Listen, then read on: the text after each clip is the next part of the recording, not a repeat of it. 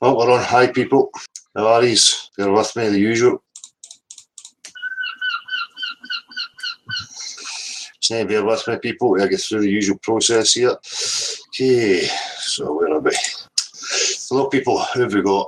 Dr. Last Tracy, how are you? Troy Smith, Anders Ace, Liam Webb, Illuminati Vids. Good to see you again too, man. Billy Sunday, Jonah Worms, hello. I'll start off the usual. We don't claim anything on this platform here. It's purely, a question of the heliocentric claim that was put to every single one of us. That claim has been falsified as far as I'm concerned. There is zero curvature. Place is covered in water. The question comes to natural science. It's an objective question.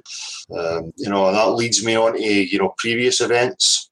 And I've said it all from the very beginning, this question is objective, right? If anybody is focusing on people or detracting from the actual subject, trying to make it a debate, it's not a debate. The natural world, the objective reality is what it is, regardless of anybody's subjective wishes. If you want to know who the players are, you look there. If they don't stick purely to the facts, and take you rabbit holes, speculations, or, they're the opposite, they just bring you sophism, there's a problem.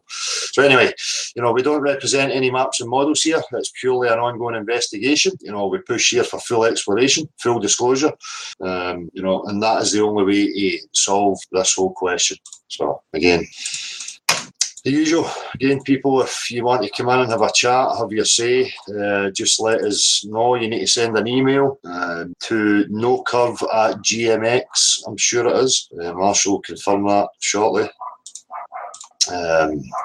Little Man Shed, yeah, I've checked your channel out. You want attention. What is it?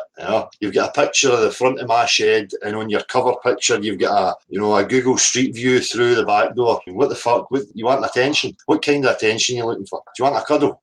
Is this the best you're going to do to get my attention? Come on, fuck. It's nice to see Mindfulness putting a bit of activism up. I suggest people check it out on Mindfulness channel. I went out in the street and planted some seeds. Done it his way, which is great. That's what people can do. You don't have to mimic what I've done. Find your own way, and go out and spread a bit of seeds.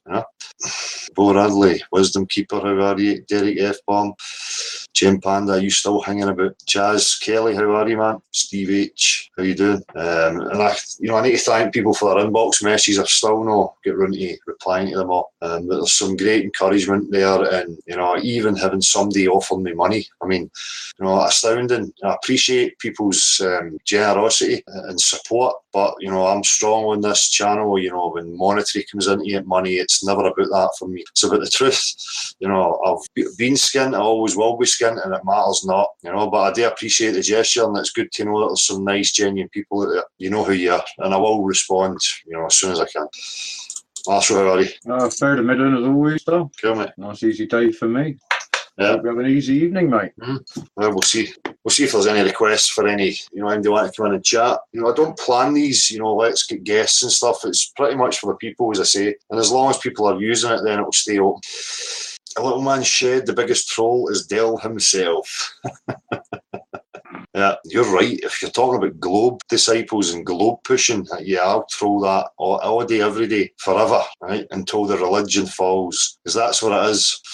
So if you want to chat, let us know. Anybody get anything to say? I see Timmy, you were saying earlier about Timmy Osmond messaging us. Yeah, I don't know where he said it is, dude, to be honest. Yeah, I'm going to read this out for people to see how confused these characters are. It's quite funny. And for anybody that doesn't know, this is the infamous YouTube criminal, who enters people's hangouts and snipes them, shuts them down. An illogical pusher of religious nonsense, behaves like that, and then in the very next turn, sends you messages like this. And this is him trying to be fucking clever, by the way. Hey, just wanted to say if Dale wants to have me on to rehash some of the information I have been going through for 2 years, let me know. He likes to sit on his show and make stuff up about me that I have never said, like shit, water and ship hull thing, whatever that fucking means. He can't even speak properly. I have never even heard of that. He did this a couple of weeks ago with me saying I said some other ridiculous argument we never spoke of. Also says that all of my claims have been debunked, but doesn't even even know any of my arguments. Well, this confused silly character has been on so many times and brought nothing but sophism. We know his arguments. People like us believed we lived in a globe too. We went through the very same information, but this deluded character thinks that, he understands it somehow better, yet offers no measurable proof. It's just the usual crap. But again, after his behaviour, he's now running back, trying to get more attention. Where was I?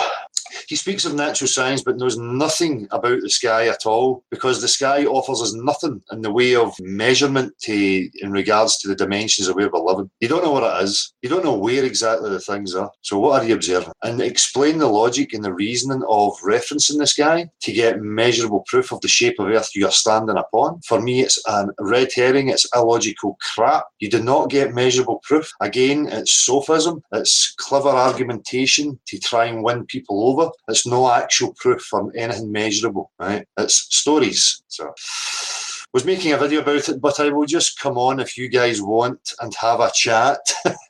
Give me about 20 near the start if you are worried about sniping. Just like when I came on and gave Del my word I wouldn't snipe. I am giving you guys my word I won't again in this case. Mostly if you trustingly give me a link. Oh my goodness, thank you, Timmy. Please don't snipe us. Oh gracious godly one. Also a good note to kind of realise is if I wanted to be super malicious, I from the start could have kicked you guys out and played copyright material, porn or whatever I felt like to try and get you shut down.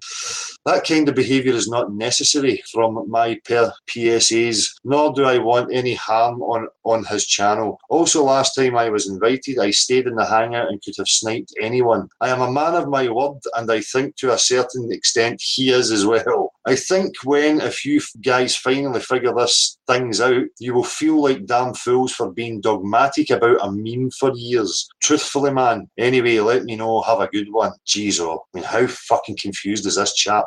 For a start, it's not a meme. There's nothing dogmatic here. If you want to claim, focusing on objective reality, being dogmatic and saying that that's the way forward, fair enough. Right? But if we stick to objectivity and we remove people's subjective nonsense, we will move quicker. Right? So it's not a meme. There is actual serious minds, real people asking real questions, and you get crazy crackpots like this guy running about trying to keep it under the rug. And it's just not going to happen. The sooner he realises it, the better.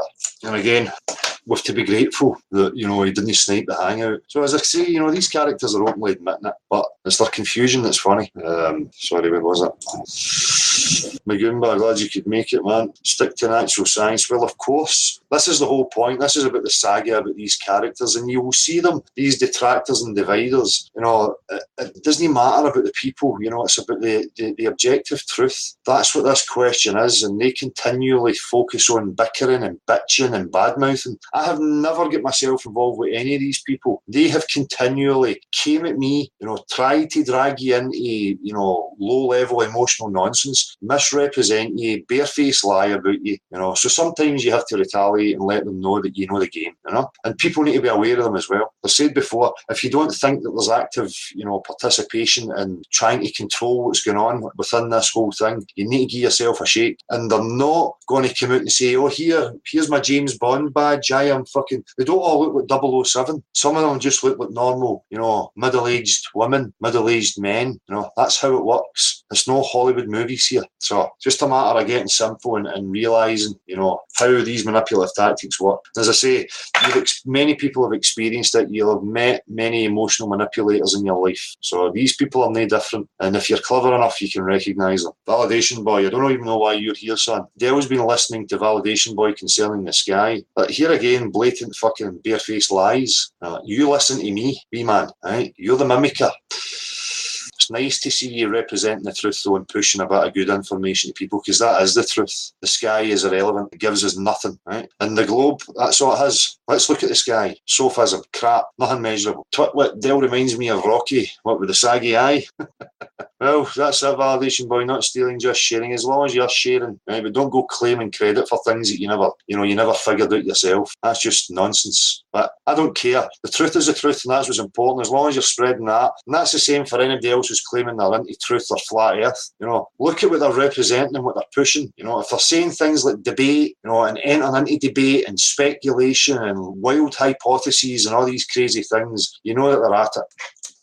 David Icke is another damage limitation talking head. Well, David Icke's on his journey, whatever. From now on, this channel, I represent the truth and I can only represent me and what I stand for. All these other people to me are irrelevant if they're not representing the truth, and they're few and far between. If these people are claiming they're truthers, yet they're not helping people to understand, how logic and all these argumentations have worked, how they've implemented the actual control over people, how they manipulated it into place, not just stating the obvious, the results, of that manipulation, and the state of minds that people are at. It's how did people get there? That's what's important, and that's what these people leave out.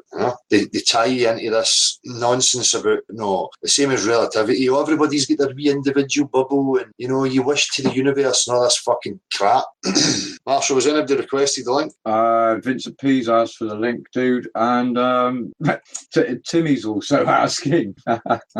What account's Timmy under? He's under his standard account. What one's that? The wee squad of the line? Yeah. I looked that up, what that meant. I'm pretty sure it was something about loving yourself or some conceited shite like that. So who am I waiting on here? I'm just sending a link out to Vince. And Lee Price is also asking, dude, we're doing the courtesy thing where we're going to give first guest some time, and then we can add people as we go. So if you hang on for a bit, Lee. Yeah. Remember, people, you don't need to come in and try and talk intellectual. Just want real people with something real to say, and that's it. That's what this is for on a Saturday. And as I say, it's not the panel show and the Saturday Night Live. That is Saturday night, that is live, but you know what I mean. It's up to you lot to make it, and use it for what it is. And I seen Chaz Kelly saying that in the comments, and that was great. For people to come and have a common ground somewhere where they can, congregate and have a free say. That's exactly why I opened this, for that reason. And let's be direct and focus on one point, in one place, and people pulling together, and let's get rid of the divisive idiots. Flat Earth Hub, I've seen your comment, man. I just not time. If you see this, I'll get back to you, and we should definitely have a private chat. That would be great, concerning the players and the games that go on. But it's up to the people. Eventually people will get fed up with it, and hopefully they'll come to this. Then we can start getting things done. The sooner we make these people irrelevant, the better. Guys like Timmy Osme, and I know you're listening, Timmy, son. You need to understand, and come to the game that we are playing. Right, which is, it's not a debate. We don't have any religious beliefs or any claims to make about unproven, fanciful ideas or things. You have to understand that it is about the objective reality. You have to understand that all claims regarding your model must have practical examples. You have to be able to show your claims empirically. And that doesn't mean numbers in a book or writings in a book or pictures. Right? So if you can meet that criteria and bring actual measurable, and don't give me the geodetic surveying, I want actual measured curvature, but we're not going to get it. You come in here, and you talk about science, and this is to everybody that thinks they're talking about science, right? You don't come in and ignore a natural element like water and how we understand how it behaves on any scale that we can observe, right? As a body, as a collection of raindrops, right? It has a definite physical behaviour to it. We know that it is testable and repeatable by every single person alive, right? But you want to deny it, and people like you want to deny it. Now, that's not scientific, right? You're making claims that water, a natural element, behaves differently to everyday observation. Now, it's an extraordinary claim. You need real proof for it, and you have none. So we know that, and we know that's established. So there's absolutely no point in talking to you, because you're a religious crackpot who is not interested in real science. You have an agenda and a religion to protect. You want to believe it's a sphere. You're set out, pushed to tell people it's a sphere with your sophism. Now, learn the game and learn what's really happening in reality with real people, and then we might speak to you, sir. Right? Until then, you're just a criminal. Oh, Lee. Sorry, mate. Lee, if you could turn your mic up a bit, dude, that'd be helpful. Lee, we're not getting any sound from you. Maybe drop out and come back in, see if that fixes the problem. Yeah, you need to come up at least 50%, dude. Settings, so I'll just be quiet while I try and find the problem, you guys. Ah, right, okay. Now you're coming through clear. Are you closer to the mic? No. I've got my headset on, so how's this now? Maybe it was just a bad connection. Yeah. Ideal, dude. Dig in. Oh, fantastic. Well, thanks for having me on, y'all. I just got back from the Manchester Vegan Festival, actually, and just had a bit of a flat earth chat there as well. I met up with my buddy Tim Sheaf, and, you know, if you're into flat earth, you've probably seen his chats on it. But it was interesting. Like, we were talking about it. There was 4 of us talking, and this one lad comes over and he goes, "Oh, Tim, I love your videos, except for this one, the one where you tell us the Earth's flat." So we just look at each other and smile, because we've just been talking about, you know, when do you ever see water curve? You know, it doesn't matter whether it's in a cup or a lake or a reservoir. And I was talking to this guy, and I said, well, because he started talking about like waves, and sorry, well, what causes the waves then? What causes the tides? And he was arguing about gravity, and I was saying, man, like if the moon is pulling the tide, I live right next to a reservoir. I live right next to 4 reservoirs. Why don't they ever have tides? You know, why don't massive lakes have tides? Or when the moon is at the point where the so-called gravity is like apparently strong enough to overcome the Earth's gravity and have an effect on the water, why doesn't the water then leave the Earth? Because at that point, the pull of the moon should be stronger than the Earth. Therefore, it can no longer stay on the Earth because it would have overcome its gravitational pull. So we were just laughing about that. And this one guy could not get it. But this other geezer comes over. He just stood there dead quiet, dead stoic bloke. And he's like, well, I live by the sea, and I've seen boats go away. And my mate said you can only see about 3 miles over this. And I said, listen, mate, I used to live by the sea, and I used to think the same thing. I actually used to live by Edinburgh, mate. I used to live in Musselburgh, if you know it. I lived up there 4 years, man. Back down in Derbyshire now. And actually, I'm going to be putting up some new flat earth images soon. There's I live near the Dart Peak district, and from there, there's a beautiful place called Kinder Scout. It's an amazing little hill/mountain. But from there, right, you can see Snowdon. You can see Snowdonia in Wales, which is 93 miles away in a straight line. So there's some pretty like average photos of that on the net now. So if anyone Googles like Snowdon or Snowdonia from Kinder Scout, it'll come up. You can sort of see it's a bit grainy, but we're going to go up there with some shit hot HD cameras and, you know, just get some decent stuff. I mean, it's not like there's no evidence already, but it's just a new one. I've not seen like HD pictures of that particular one yet. So I thought that'd be quite nice to add on. But appreciate what you're doing here anyway, man. It's a nice little platform for people just to have a bit of a chat with some like-minded folk, throw some ideas about. But I thought the timing was mint anyway. But over to you guys. That's all I wanted to say first of all, really. Like, hey to everybody, peace out. You know, what's up? Nice one, man. Cheers for coming on. It's good to know other people are chatting about it. It seems to be spreading far and wide now. But yeah, it's amazing the nonsense people come out with. Oh, the moon's pulling the water, they're pulling the oceans, just as you say. You know, you've never lain in the bath and watched the bath getting pulled towards the moon in a full moon, you know? Exactly. what a trip that would be.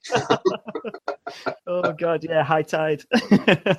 Plus, they say that we are 80% water. You know, when the moon comes out, I don't feel a pool. You know, I feel exactly the same. Crazy, but these people, it's easy to forget that we were there as well. You know, but at the same time, you know, when you're this far down the road and you look at it, you can't help but laugh at the absurdity. God, if I didn't laugh, I'd cry. Exactly.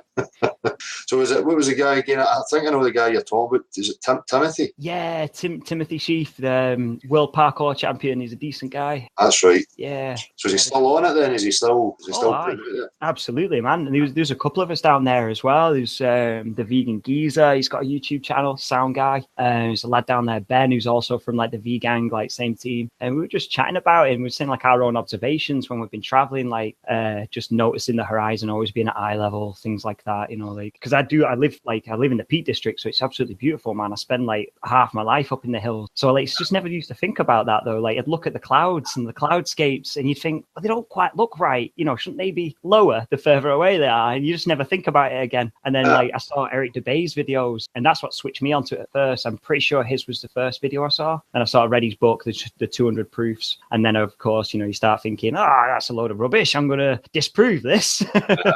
And then I reread it and I think, actually. But then when I lived by the sea, like I started doing my own observation, you know, watching boats go out to the North North Sea. I was like, just like looking at a telescope, boom. And then another thing, like, I didn't think about it at the time, but I was getting into like moon gazing. And so I talked, like, my mother and father-in-law, very kind, bought me this, like, it wasn't even like a big or super powerful telescope, but like they were talking to the guy in the shop, and he was like, oh, you don't even need that powerful of a scope to see the moon. You can see it in full detail with this small amount of zoom. And I'm like, well, isn't it supposed to be so far away? You know, if it's so close, that would work. But shit, get out to the flat Earth and you realize it must be closer than they say. It must be a lot closer. Exactly, man. And even that, the ridiculousness, you know, when people understand the world that you're living in, you're standing looking over that ocean and people suggesting to you that there's a curve there and the water's stuck to it, when we know fine well that's not how the water behaves, you know? You've never ever seen it act that way before, and you just sort of, you grow up and you go through like classrooms that have got a globe in it, you don't question it, or you see like a, you know, rectangle map and it's always got like England at the top, or, you know, USA's at the top or whatever, and that just brainwashes you, I guess. You never ever question it until someone gives you a slap in the face with some information, a bit of knowledge. I think most people probably did at the time when, you know, that doesn't really make sense. But as I said before,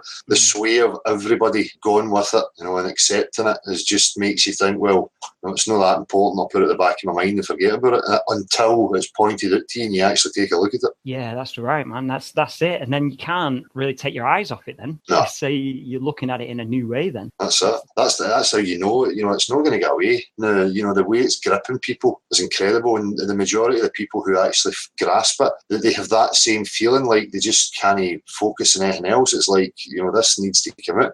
But I think, you know, once you understand the ramifications and what it actually means, of course it has to come out. You know? Yeah, that's it. See, it's there by design. Yeah, it's the foundations, we need them. Quite ironic.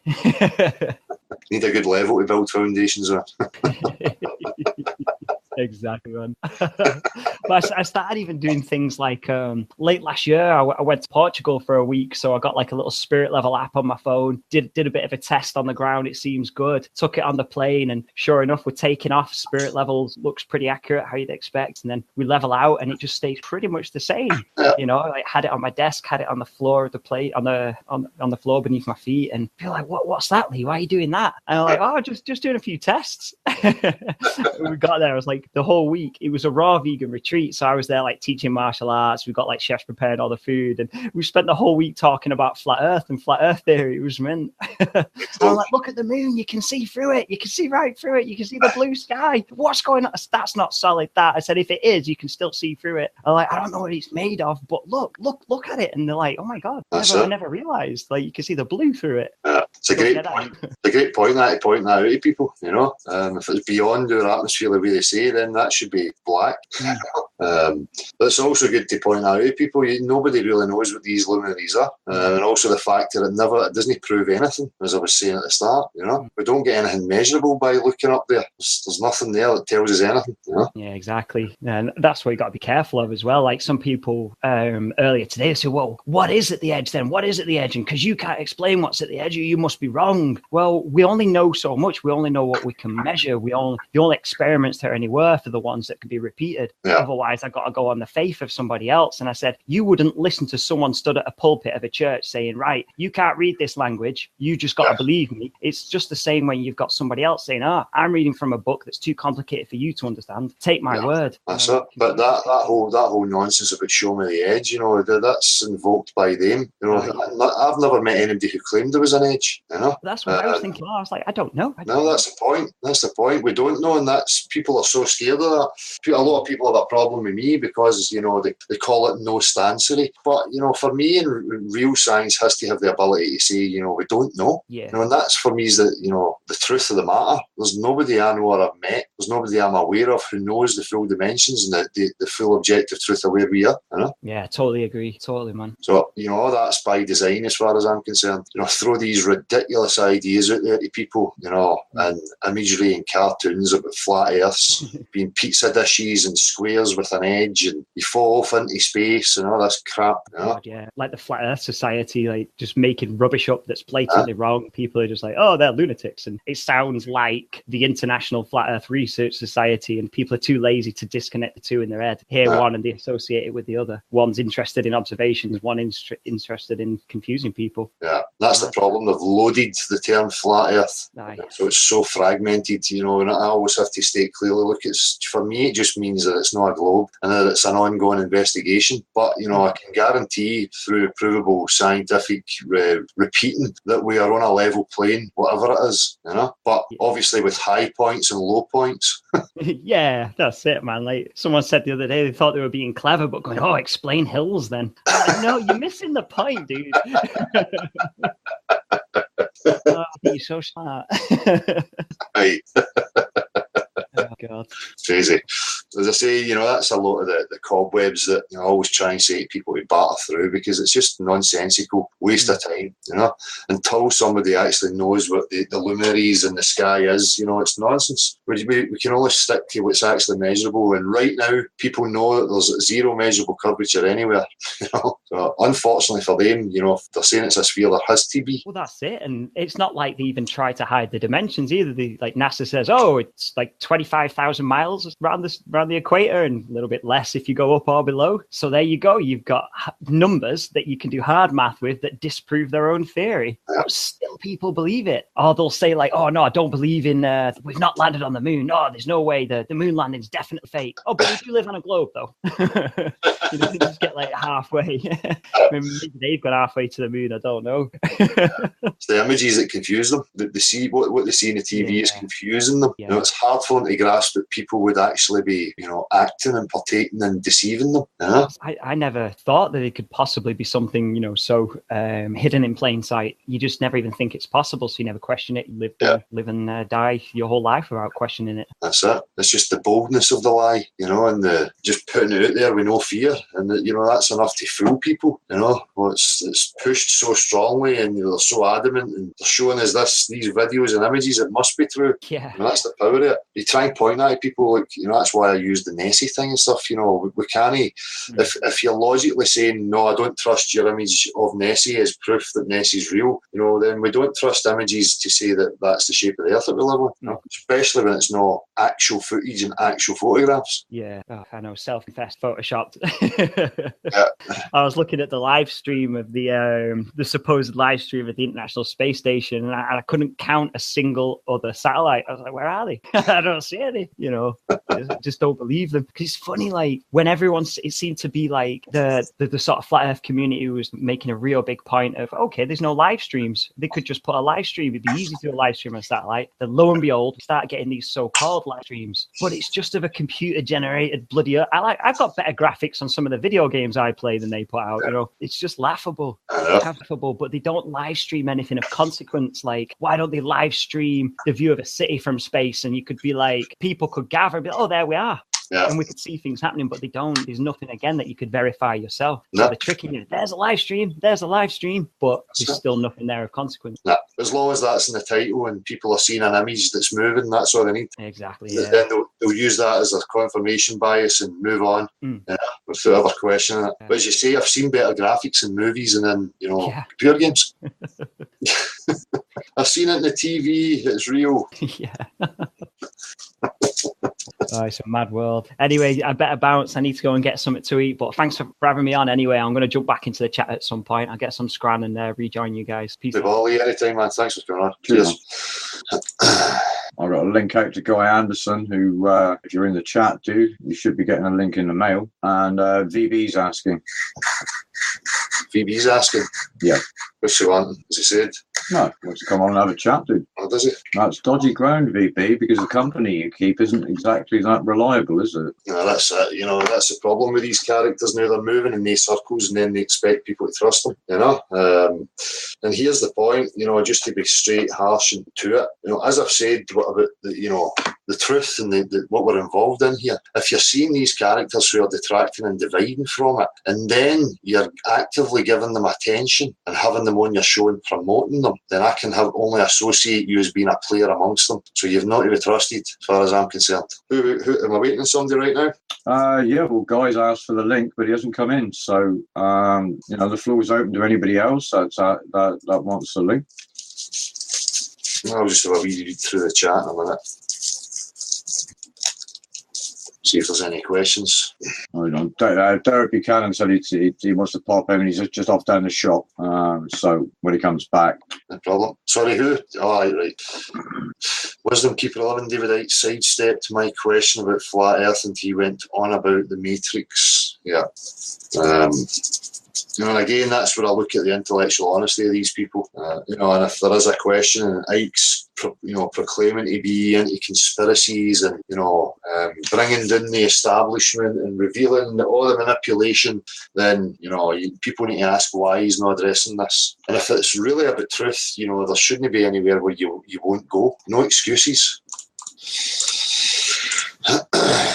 One of Worms, let's not be divisive.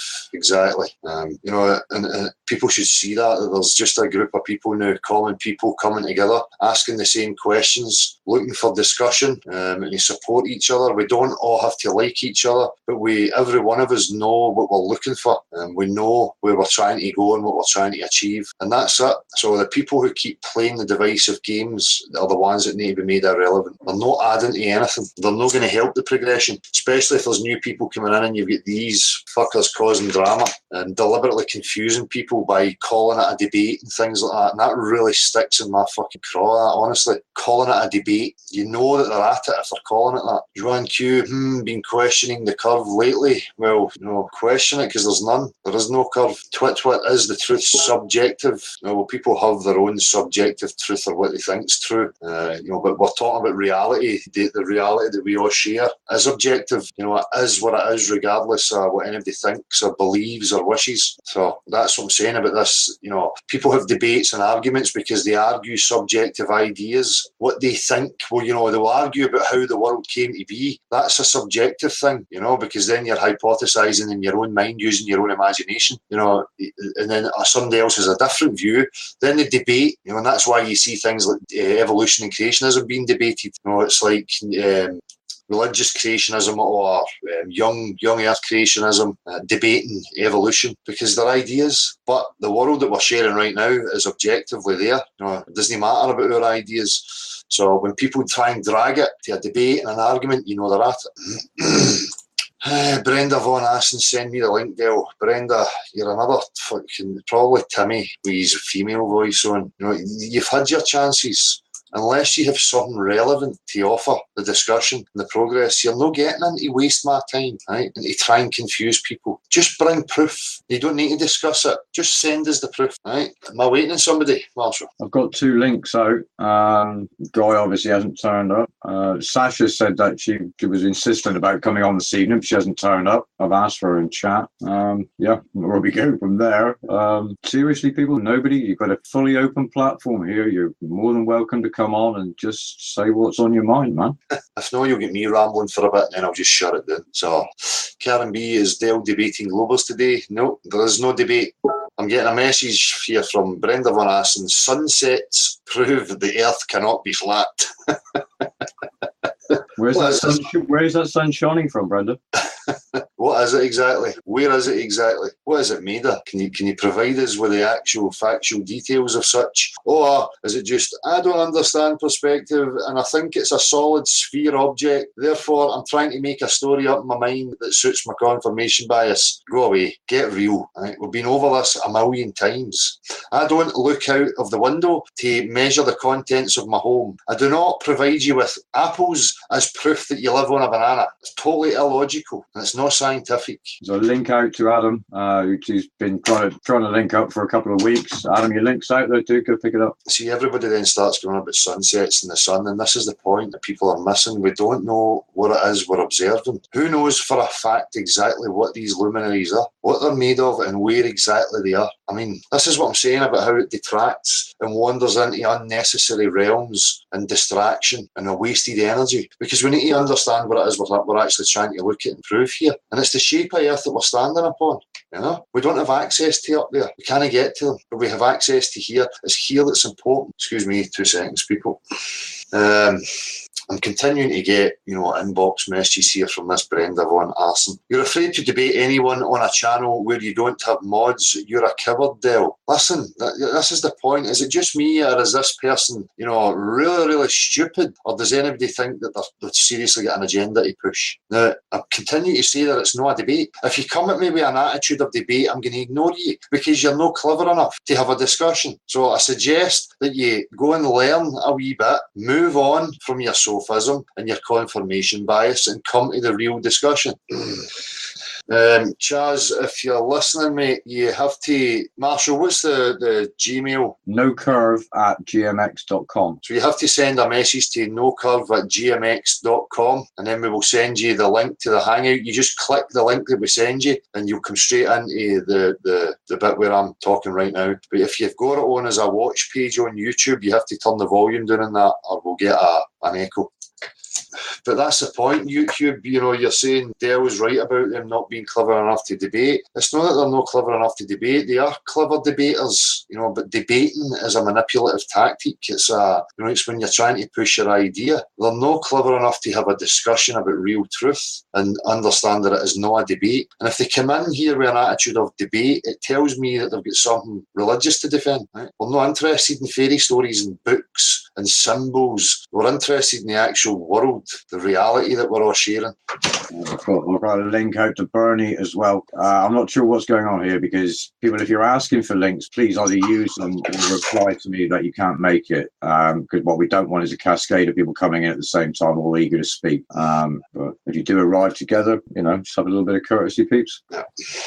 Again, you go back to the sky and these luminaries and stuff. We don't know what we're looking at. And until I know what I'm looking at, and anybody knows what they're looking at, there's nothing, strong that you can garner from that. If I take two light sources that are separate from each other, but I keep them close together and take them off into the distance, they're going to emerge as one, in your visual range. So, there's so much to take into consideration and so much that we don't know. All that anybody knows right now is that what they've pushed to people through the education system and all over the media, every opportunity they get is total nonsense. The earth that we experience every single day is not a sphere. Life would be crazy if it was a sphere. I know it's hard for people, but that's the power of brainwashing. Brenda's messaged me. I apologise to whoever's just come in. Just bear with me a wee second. I don't think you're a bad person, Dell, and you may be a decent person in regular life. You're just wrong about the flat earth. You're wrong that we don't know anything. We know for a fact earth is round like a ball. Only in your subjective confirmation bias, Brenda. Right? Because if there was actual proof that we lived on a sphere, I would not be sitting here, right, listening to your waffle or reading your waffle. Guy, how are you? You have to unmute yourself, man. Right, if you put your mouse over the video screen you're watching. Can you hear me now? Yeah, cool. Yeah, I do. Hello. Yeah. How are you? Yeah. I'm good. I've just figured out how to join. Yeah, through the Google Hangout. It's my first time. So cool. Yeah, excuse me. And it's 4:20 in the morning where I am. So I'm kind of sorry, it's a bit late. So, but yeah. You're on the other side of the globe, then. Yeah, I'm in Japan. Right. I'm from Cornwall, but I'm from Cornwall, but I'm in Japan at the moment. Yeah. Cool. Nice one. Does you have something to say? Are you gonna? Yeah. Where to start? Yeah. Matt, hello. Bailey, you need to turn your mic up a wee bit, I think, mate. You there, Matt? Can you hear us? Hello, how we doing? Can you hear me? I can hear you. You're really quiet, but I can hear you a bit better now. I'm not sure if it's this mic I'm trying to use for that headphone set. Is it any better? We can hear you now. I just want to come in with a couple of questions for a sort of newbie's point of view at the flat earth. I actually know you, Del, mate, for about pals with a lot of people that spoke about this for a while. It's just took a while to actually click and come to the realisation of how far the deceptions went and at what point it's actually took to now coming to this. But I was just wondering, what do we know anything for certain? I mean, how far does the lies go? Is it atoms even a thing? Where does the deception end? I don't Well, this is it. Or answers there. It's just wondering your point of view. Well, this is it, mate. It just comes down to, look at the claims they're making and then look for actual, substance, tangible proofs to anything they're claiming. I spent a long time, listening to guys like Richard Feynman and, these crazy kooks that, and at the end of the day, the light went off in my mind and I went, I'm looking at drawings here and cartoons and scribbles on bits of paper, and then you start to realise that these guys are just theorising or hypothesising, If what they claim is used and put into actual practice, then obviously it's something tangible. But people need to research things for themselves. You know what I mean? Exactly. I mean, I just remember from physics, you were always taught that obviously an atom is a and then you could taught how there was electrons and how you could obviously tell what material was better at conducting through how many electrons were on the outside of the atom, and then thus you would know that copper was the better conductor. So I was wondering, obviously, is the atom actually there? Is the parts of the atom the tell is there? Well, again, it's something that's applied in it. So whatever the language is, you have something tangible there that you see being applied. Certain things have more conductivity than others. So, stuff like that for me, I don't delve into. If it's an applied thing and it actually works and people use it every day, then, that's it. But when it gets irrelevant for me when they start getting into these wild hypotheses and stuff, Exactly. It doesn't make sense for somebody with an honours in maths and physics. It doesn't make sense at all. Yeah, that's the thing. Maths doesn't constitute, it's a language. It's in order for things to be, come into the realms of natural science, it has to have actual substance to it. As Marty would say, you have to have provable integers. They can come up with mathematical equations all day and all night. If they don't have a practical observation to go with it, then it means nothing. What is everybody thinking for taking this now? I mean, what's the steps to? Is just trying to prove exactly what's going on, where we are. I mean, what's the ideas for you? Just to plodding on the way I always have, mate. At the end of the day, it's not, you have nothing to gauge this way. You can't reference it and say, well, something like this has happened before, and we have experience in it. So people are just living day by day, seeing where things go and how things are progressing. I don't think anybody has an accurate idea of where it's going to end up, but I know where I want it to end up. We need military worldwide involved, full exploration, people uniting under a common goal and want to understand where they actually live. It seems far away still, man, but that's it, isn't it? What can you do? Kid yourself on, So I was saying the other day, let's just ride this wee wave and we're part of some counterculture and let's have a bit of entertainment. But that's not me, You've got to aim and keep aiming for where you want to see it. It's a hard one, especially when you're trying to bring up the subject. The word flat earth just seems to put people right off straight away. Yeah, I tend to avoid that if I'm speaking to them, to be honest with you. Yeah. Just avoid saying, the earth's flat, No, you don't. No, but that's it. Well, I know we're on some sort of level, I know that. But in order to speak to them or trigger anybody, you need to avoid saying, by the way, the earth's flat. Just question what they believe. Just put questions to them that are contradictory and let them figure it out themselves. Aye, that's the thing. Aye, definitely. But cheers anyway, mate. I was just like, come on, get a couple of questions in, just be sort of perspective. Any problems, mate, anytime. Cheers, thanks, mate. Take it easy, bud. Cheers, mate. So, Guy, you were going to say, if you get something to say to us. Yeah, sure. Well, yeah, where to start? So yeah, maybe 7 years ago, less than 7 years ago, I moved to Japan from the UK. And when I moved there, I was, as far as I was concerned, I was moving to Japan, to the other side of the world on a ball. And then, of course, since, I don't know, maybe two years ago, about 2 years ago, I think maybe my girlfriend showed me something on the internet, and she said you have to look at that, and I was like, yeah, no way. But well, anyway, yeah. So in that space of time, I've been living here, and it's pretty surreal living here anyway.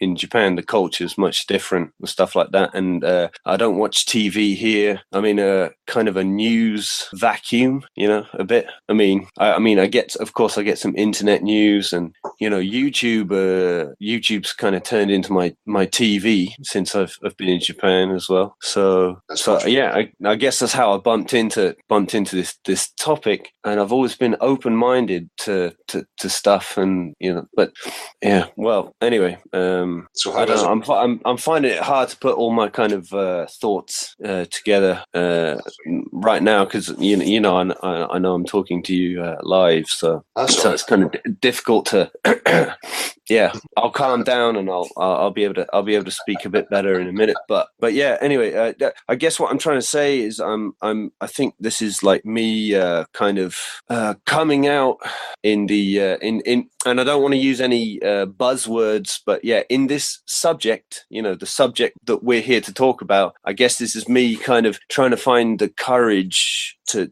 come out and talk about it. And I agree. What I want to say is I agree with you, and I agree with the people you're cooperating with and what you're doing. it does it for some people at least. It takes a lot of courage to come out and to say like, because I think there's a lot of people that believe in this subject, and it's not just bullshit. It's fucking real, and it takes courage to come out and talk about it, and just to tell your friends and your family is a big deal sometimes. Yeah. So, but I mean, that's where I want to start. That's just what I wanted to come on and say, and It's appreciated. It's not an easy thing. Trust me, I know. And especially when you're on live and people get nervous and stuff. But there's nothing to be worried about. Just say we're not here. We're no professional TV people. Yeah, no, yeah, I know that too. Yeah, I know that too. But yeah, and I've got lots of lots of things I want to say, but that's fine, man. It's hard to at this point. It's hard to get all my thoughts like kind of clear. But yeah. That's no worries, man. You can just chill. But take time. Yeah, to begin with, So you as everyone that comes on says to you that they appreciate what you've done, and I don't think there's somebody that's doing well. Not that I know of somebody that's doing the same thing. So Well, I've seen other people kind of popping up off the top of my head. I know Flat Earth Hub had done street stuff, and I've seen again mindfulness. People check the channels out who has started getting out and planting seeds and doing it his way and their way, which is great. The more people that start doing that, the better. So you over there with family, yourself, or what? Yeah, just myself and and my girlfriend. That's all. Yeah. Yeah. Any extended circles there that talk about it, that are aware of the subject, or how is it? To be perfectly honest, it's not a subject I can talk with my Japanese friends, because I wouldn't really know how to articulate the point, because I have some of the language, but not I can't go deep there, and I don't know. It's really, I mean, even my kind of foreign friends that I have here, it's really, I can't break through that kind of thing, like I really want to tell people, but it's very hard, and I kind of don't know how to, Just that's it. If you can point something out that they can observe, that they're observing every day along with you, and just maybe a question. Have you ever wondered why we can see that far, or have you ever wondered how water can be curved around a ball? Yeah, but it's amazing. It's amazing how much fear that ridicule can put into people and stuff like that. And I have done a few tests here in Tokyo, because the Tokyo area is really flat, and there's a few mountains you can get to where you can see, maybe I think it's about 30 miles. But yeah, there's a few, questionable tests you can do in the area, and there's definitely a few tests you can do across Tokyo Bay, which is about 10 miles flat water. Yeah. But again, that's not a sort of a test that you can really use as really strong evidence. But it's flawed. That's what I keep saying to people as well. You don't use a laser to measure a test. It doesn't mean. That's not. That's. We know the about going up a mountain and seeing something 10 or 30 miles away doesn't really change anything, right? That's it. That's why I'm so strong on the water point, because every single person alive can test it and play with it and observe it to their heart's content. We know exactly. We know it's physical behaviour, so that for me stands alone. Rather than trying to measure a body of water with a laser, the body of water, if it's not flowing anywhere, is more accurate than the instrument you're using. Right. But it's people get caught up in this kind of stuff all the time, and that's what makes it difficult. They've got this attitude of instrumentation, common sense and natural observations, trump all, as far as I'm concerned. But it is difficult with some people to instigate the conversation or bring it up. I totally appreciate that. Do you aware of any kind of Japanese, JAXA debunkers or anything like that? No. No, I mean, the thing is when, for example, like I said, I don't watch Japanese TV because it just it's not appealing to me. So so when I have free time, maybe I guess YouTube is kind of a sort of a form of TV here, right? So, but no, I don't have any Japanese friends who are into kind of anything counter. I mean, they're just not counter political. They're not counter. I mean, they're going. I mean, as far as I can tell, they're going with the mainstream, whatever that is. They're going with that. Yeah. And for me to, I don't know. I mean, maybe I could approach some of my friends in English and discuss this topic, but in Japanese, I don't stand a chance to try to. I mean, I'm not going to be raising any awareness. I don't think in that field, but. Well, we can only hope that it spreads to these people eventually. I wish I could, Yeah. I'm sure it will. It just seems to me as if it's spreading, and the rate of that spread is getting quicker. So yeah, I think it's important that at the moment there's this kind of what seems to be like an exponential kind of there's a momentum picking up. Were you going to say curve there? An exponential curve? So, yeah, like that. Yeah, right. So it's kind of it's getting squared, right? So yeah, I think now is the time, and I guess that's why I'm here. That's why I felt like I really wanted to connect to you guys, and I wanted to say something because I mean, if for what it's worth, people do need to, even if they don't want to, they need to start. If they feel something about this topic, they need to come out. People need to keep pushing that exponential feeling, because if people keep shutting up about it and they don't want to talk about it, or they just they stay in the closet or whatever about this subject, then because I think there's a limited amount of time we might get to be able to talk about this on the internet before it starts getting censored as well. I have that kind of strong feeling as well. There might be some censorship coming in or something like that. Well, if their operations fail with the detractors and the dividers and the distractors that they put amongst us, then I can see the censorship being the next, go-to without a doubt. Because smart people can figure out where the detractors and those type of people are. I mean, smart people are going to be able to see that very easily. So yeah, censorship is going to be the next easiest thing. Yeah. So well, let's hope there's enough pressure for them. If they do try and censor it, there will be outcry about it. So that's what I mean about pressure, about people. If enough people just break their silence about it, and it's just like, okay, let's everyone. If everyone who believes in it starts talking about it, then hopefully that could be enough pressure. Yeah. That's it. Yeah. And it's through the people that you create that pressure. Especially in like academia. We talked to Gab about that. It's through the people. If you can get the people pressuring their lecturers, their teachers, whoever it might be, then all for the good. Can I ask you, Guy, if you don't mind, what's your background, like professional wise, or work, if you want to share? Well, yeah, I don't really have any relevant kind of background to science or anything like that. But I mean, I've done a long list of kind of menial tasks since I've been here. So I've worked in a factory, I've been a bartender, I've worked for a kind of moving company, stuff like that. So but your logic and your common sense is working, so it's important.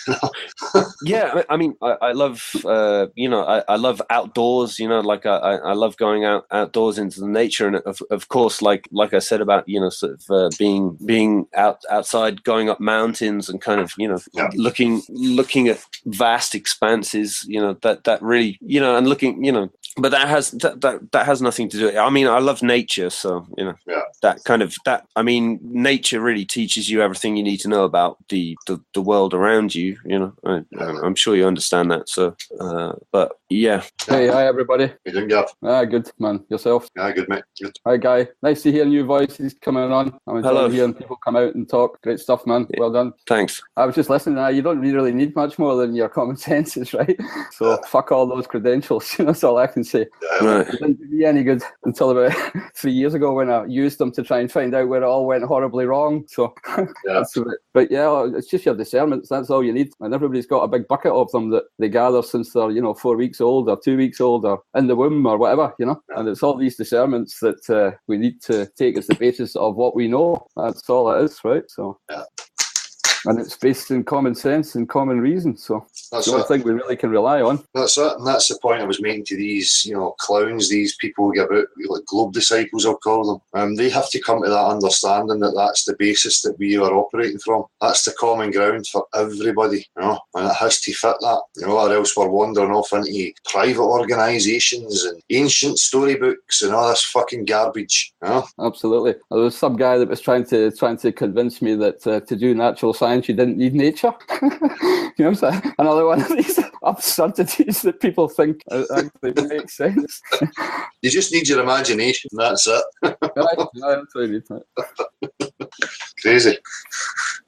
I don't know what's occurring here. I've got 4 links out and nobody's come in, and I'm getting reports from the chat that they're not able to. That their mail to the no curve account is bouncing back. If people would like to try one more time, or if they can let me know in the chat whether they're waiting to receive mail from here, I can do some fault finding. It's maybe a good idea to have another mail in it, email maybe. Yeah. There's a bit of fuckery going on with it. I think there may be. I'm trying to establish that now. Cool. We'll just take no curve 1 to how many of them are we?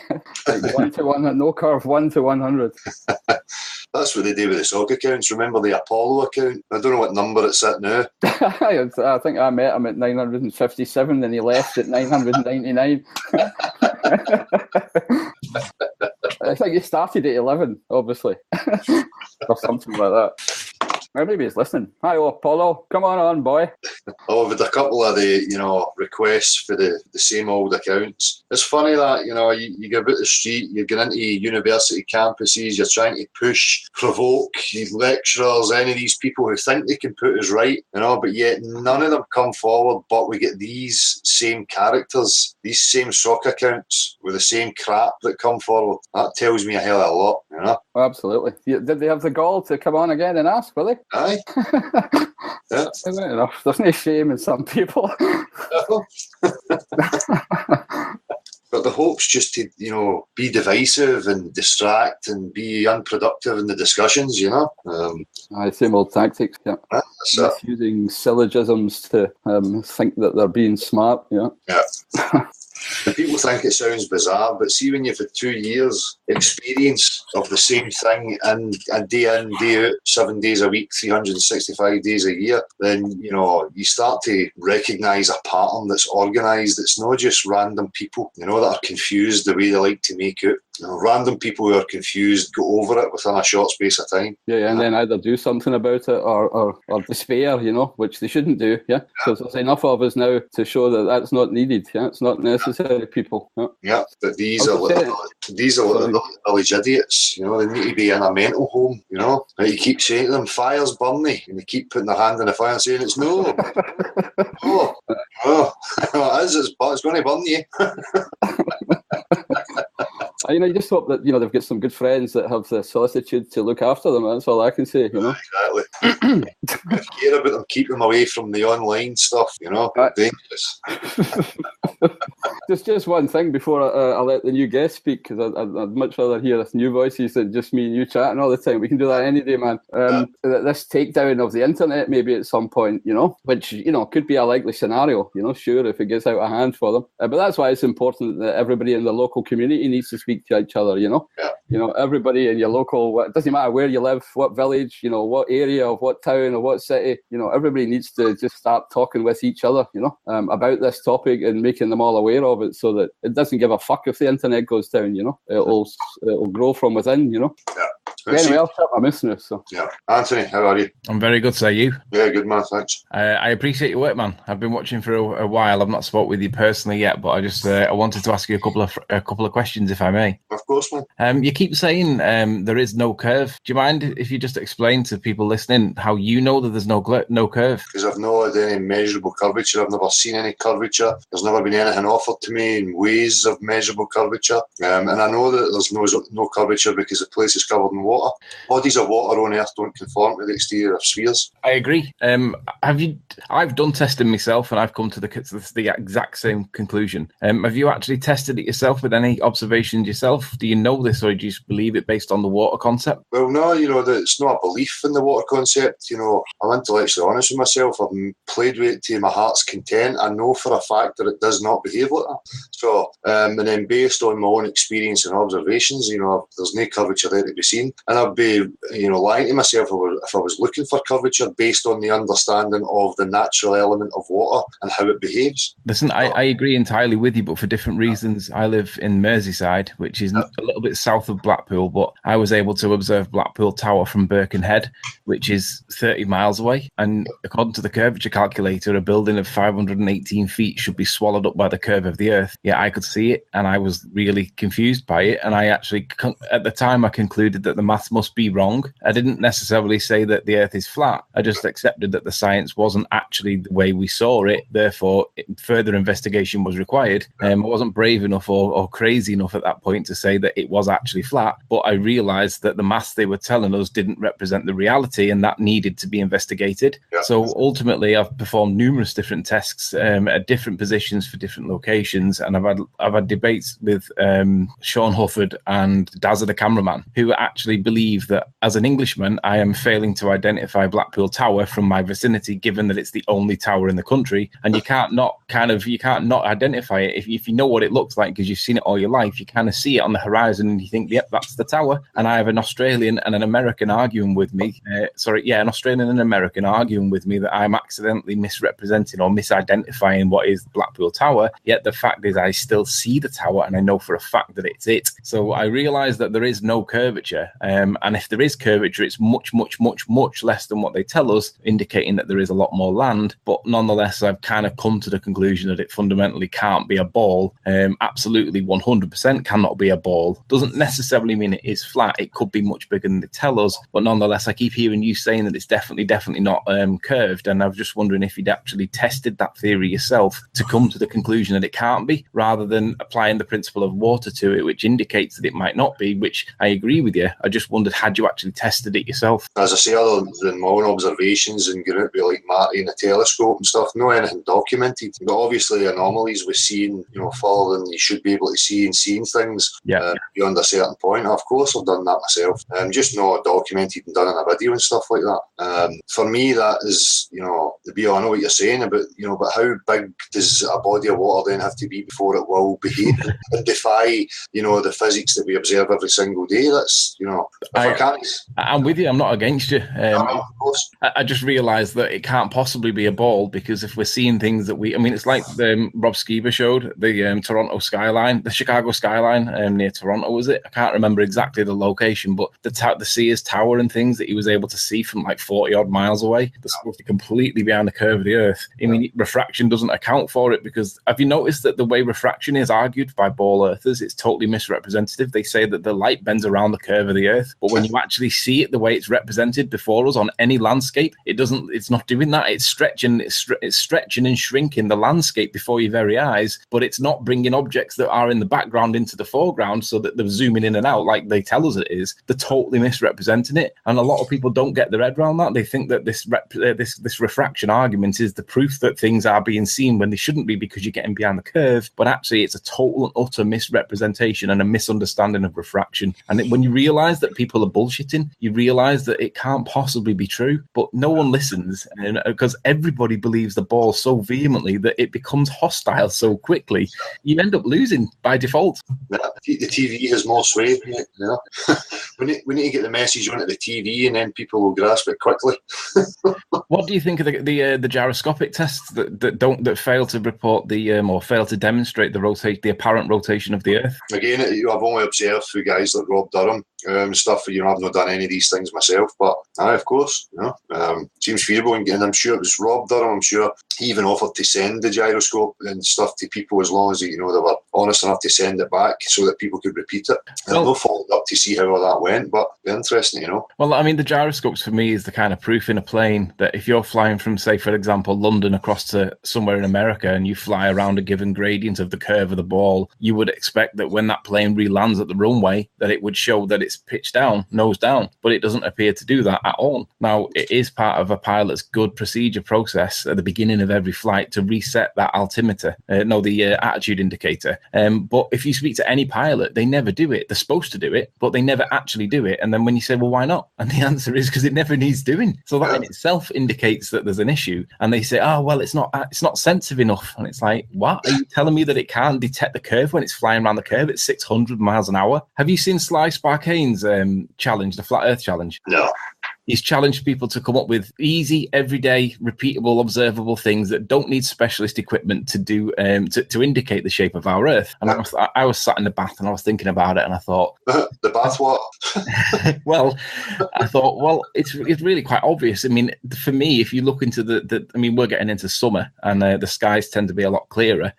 I said, look, when planes are flying around the Earth, be it contrails or chemtrails, they're leaving white lines everywhere, and all of them white lines are all straight. Can you show that any of them that get near the horizon, as they get close to the horizon, they should start curving around the curve of the Earth exponentially? They don't do it, and they haven't actually debunked the premise in the first place, and he hasn't debunked the evidence evidentially, but he's just failed to do it. So fundamentally, he hasn't argued the premise is wrong, and he hasn't debunked my theory. But the reality is, no planes create chemtrails or contrails in the sky that are anything other than straight unless they're flying. It's a really simple, observable, repeatable experiment that we can all do, and we should all look for it. Not above your head. You may see movement above your head, and that might indicate one thing or the other, but because of perspective, it's going to influence the outcome. But if you look at any plane trail going over the horizon or going towards the horizon, they all should bend down at the end as they begin to go around the curve of the Earth. None of them do it. It's a big indication that we're not living on a ball. He disputes it. He says that they do it, but we can't detect it for reasons. But that's complete bullshit. You can see it yourself. It doesn't happen. The other one I said to him was about the reflection of the sun in the ocean. When the sun's going down, you see what is essentially like a reflective trail, like the tail on a squirrel or something. It's like a long thin reflection in the actual water. That can only happen if we live on basically a relatively flat plane. If it were a ball, and I've proved it with my own experimentation, the shape of the Earth would create a shadow that is very small on the horizon and never in our foreground, because that would be the background to the sun, and the sun cannot cast a reflection light in an area that is in its shade. So we can't get any kind of trails coming from the sun when it's setting. It can only ever be on the horizon. We don't see that in real life. So, I might just take Mr. What's his name? Sly Sparkane. Sly Sparkane's challenge and put the water to him. I mean, how the fuck is he going to get around that? Well, he wants you to prove it. He doesn't want you to suggest it, and then because he classes that as philosophy or maybe pseudoscience, but he wants you to demonstrate it and prove that it is actually the way you say it is, with everyday, simple, easy to prove, repeatable experiments, which is our ethos. And I was just thinking about it laterally, and I was thinking, right, well, what can we do that might indicate it? So yeah, I agree with you. Water is it, but how do you prove it? It's not easy to prove, is it? Of course it is. It's a self-evident truth, is it not? Yeah, but proving it is not the same as making the point and then accepting the point. I mean, I'm not having a go at all, but how do you prove that it is flat if it goes over vast amount of distances? Well, if you can't observe it in any other thing and somebody's suggesting that it does, then the burden of proof then lies with them to start, showing at what point, on which scale a body of water does it have to be before the physical behaviour as we know it starts to change. I agree with you. I mean, these are the parameters that they start throwing in there when you go to, say, for instance, Birkenhead and observe Blackpool Tower at a distance of 30 miles, and there's supposed to be a hump in the middle, and you show there's no fucking hump. It means there is no curve in the water, but you try telling them that, and they just come up with reasons, and it's like, and the problem is, the reasons they come up up with. They're not easy to disprove because you're not in the middle to prove that there's no hump. And that's what they want you to do. But the reality is, if you can see the tower from Birkenhead at 30 miles, it means that it hasn't fell behind the curve if it's only 518 feet. Something else is going on. And they don't accept that no matter what. No matter how you put it to them, they won't accept that fact. But the reality of the matter is that everybody in the world for the last 500 years has never seen any curved water, never felt any curved water, can't repeat curved water. So what else is there to... You don't need to measure anything, man. That is enough to establish the fact that the place is fucking level, right? I agree, but their counter-argument is, well, how do you know that nobody has ever seen it? Where's the evidence? That's the Burton's own name, you know. I know what you're saying, but for me, the people are just sophists. You know, they're there to push an agenda regardless. Agreed.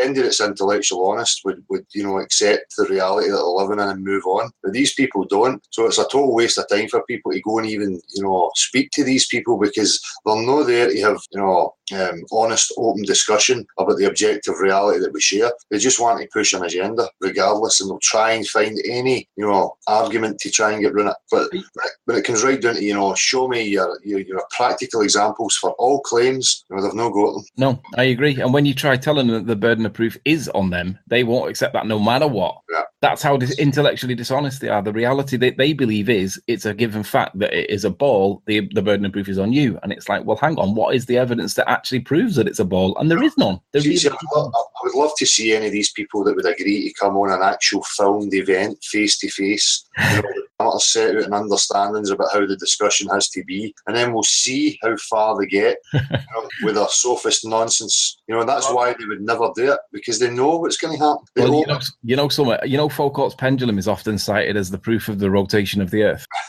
I've got a physicist, and he's agreed to repeat the experiment, and we'll both do it together. He's in a different part of the world than I am, so he's on a different longitude. But he's agreed that we'll both do the experiment, and we'll both see what happens at the conclusion, and we'll share results to see what happens. Now, obviously, because he's a physicist, he knows what he's expecting to see absolutely with precision, and he can tell you all the vector graphics, all the vector calculations, and this, that, and the other. And he really can do the Einsteinian maths thing with you, where he baffles you with science, mathematics, and formula. And it's really, really impressive. And he can basically tell you anything you want it to be. But the reality is, does it match the observation and the experiment we actually do? Now, from what I understand, it doesn't do anything like what they tell us it does. It's just accepted that it does, even though it does what it wants. And it's all to do with the circumstances that it sits in. It's to do with the magnetic fields of the Earth, because they're all metal. It's to do with how many people are walking around it in the vicinity. It's to do with doors that are opening and closing. It's to do with a variety of external factors. Yet he's adamant it's going to repeat up verifiably the way that we're told. And I can't wait to do it, because I know for a fact it ain't going to do it. But he's a physicist. Was it just to try and prove motion? Hey? Is it to try and prove motion? Is this why he's doing it? Because he wants to prove that it verifies up the way science tells him it does. I want to do it to prove that it doesn't verify up the way science tells us it does. Yeah. Trying to prove for spinning. Yeah, he's trying to prove that the rotation of the Earth. I mean, obviously, this is where it goes wrong for a physicist, because gyroscopes prove that when fitted to a plane, that they do not match the curvature of the Earth when they're flying around it, and that's a big problem for the science. But they say, well, it's got friction losses in the bearings and all this bullshit. But the reality is, they should do it, because when you put them on a window ledge, if you put a gyroscope on a window ledge, it will sit still. But like that guy showed, if you stick it on a clock mechanism of 15 degrees in an hour, it'll do it. So if it'll do it on a clock mechanism, it'll do it on a window ledge, and it'll do it right. Certainly do it on a plane as it's curving around the Earth. There is no reason why it shouldn't do it. But in addition to that, you have the all three experiments. You have the Sagnak's, the Michelson-Morley, and the George Airy's failure, all of which concluded that the Earth itself is stationary, and it's the ether that's moving above us. So when you have 4 pieces of scientific evidence in your favor, and the physicist wants to repeat a 5th one, even if you just apply the science is going to tell you what the answer is going to be, because you've got 4 pieces of science prior, and they all tell you the same thing. So he's kind of pissing in the wind. But I'm in a win-win situation, because whatever happens, I'm going to win, because I know that they're not going to do what they tell us they're going to do. Well, I say the only thing that would probably interest me from that experiment would be to understand what definition of measure he took, and what was his assumptions of the underlying geometry, because that's what measurement depends on. So ask him if he can,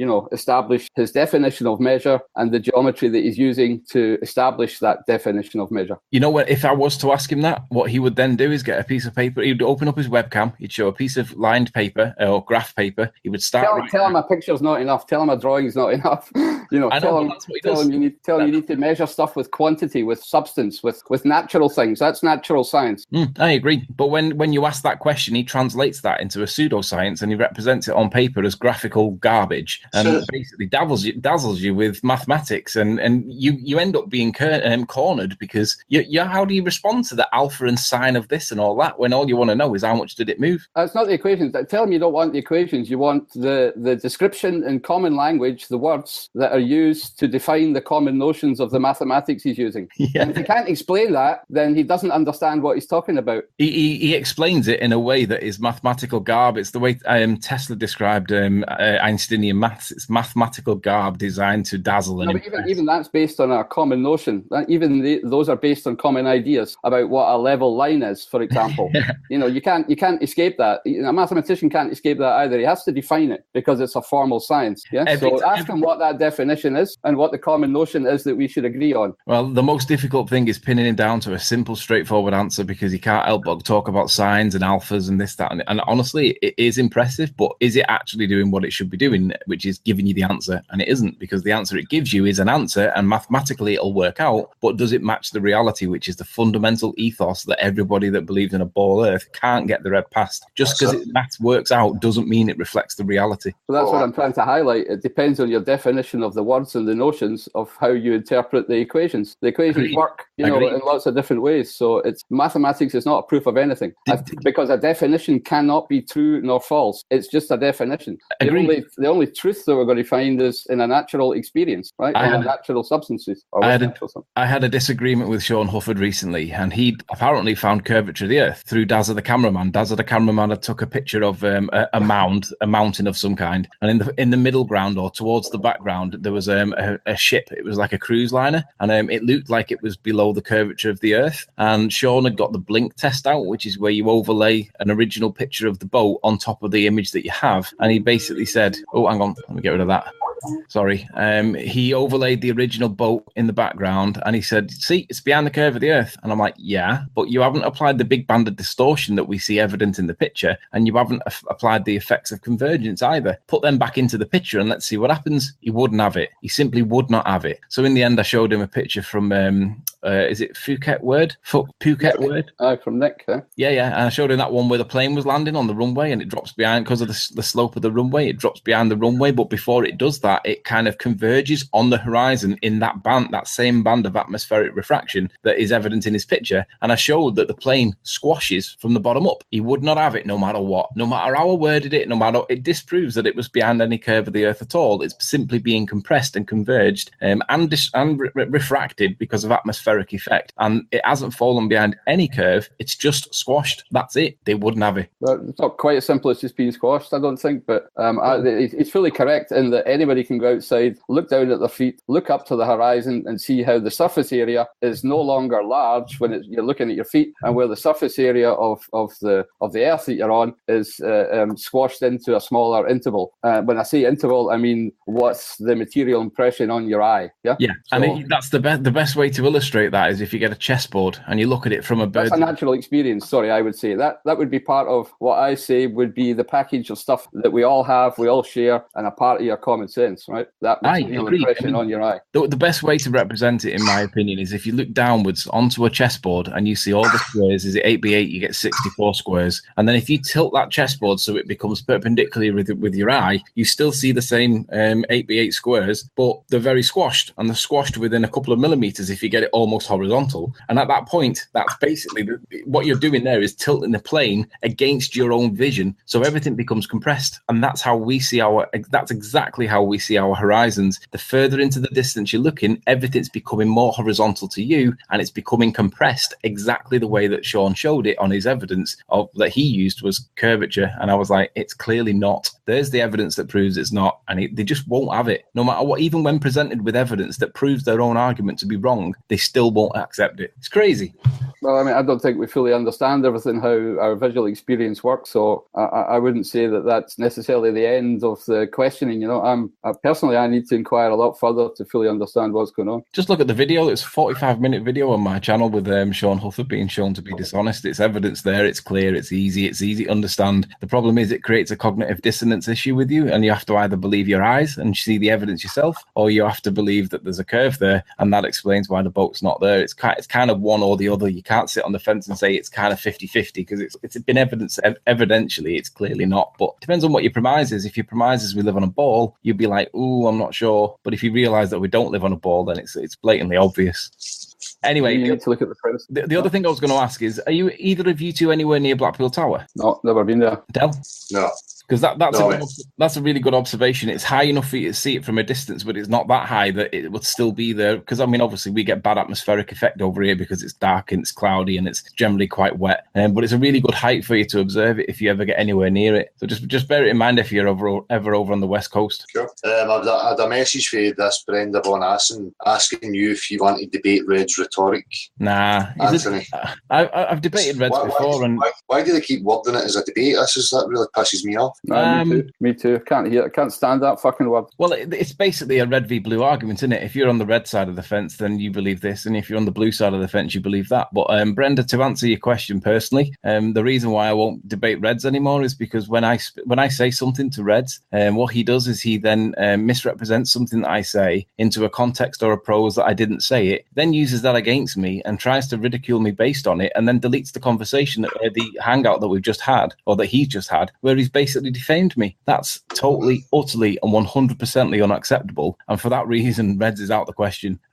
Sean Hufford is a lot more intelligent and he knows a lot more answers, and he's not as rude as Red's rhetoric is. And I have more time for Sean. And I'm not saying I like Sean. Actually, I quite like him. He's an intelligent guy. But Reds is just unnecessarily rude. He's misrepresentative. He takes the slightest mistake, accidental or otherwise, and he dwells on that as the reason to debunk everything else that you've been talking about that may well be accurate and correct. And he's totally and utterly disingenuous. Why would I want to speak to somebody of that nature when I can have a normal conversation with somebody that doesn't behave like that? That's it, man. Just make these people irrelevant. They don't deserve respect or discussion with anybody if that's what they're behaving like. You know, I've experienced that myself. But for me, these people do that deliberately. They do. I mean, Reds is a perfect example of it. I mean, I've had quite a few debates with Reds, and he, apparently, from what I understand, he used to be a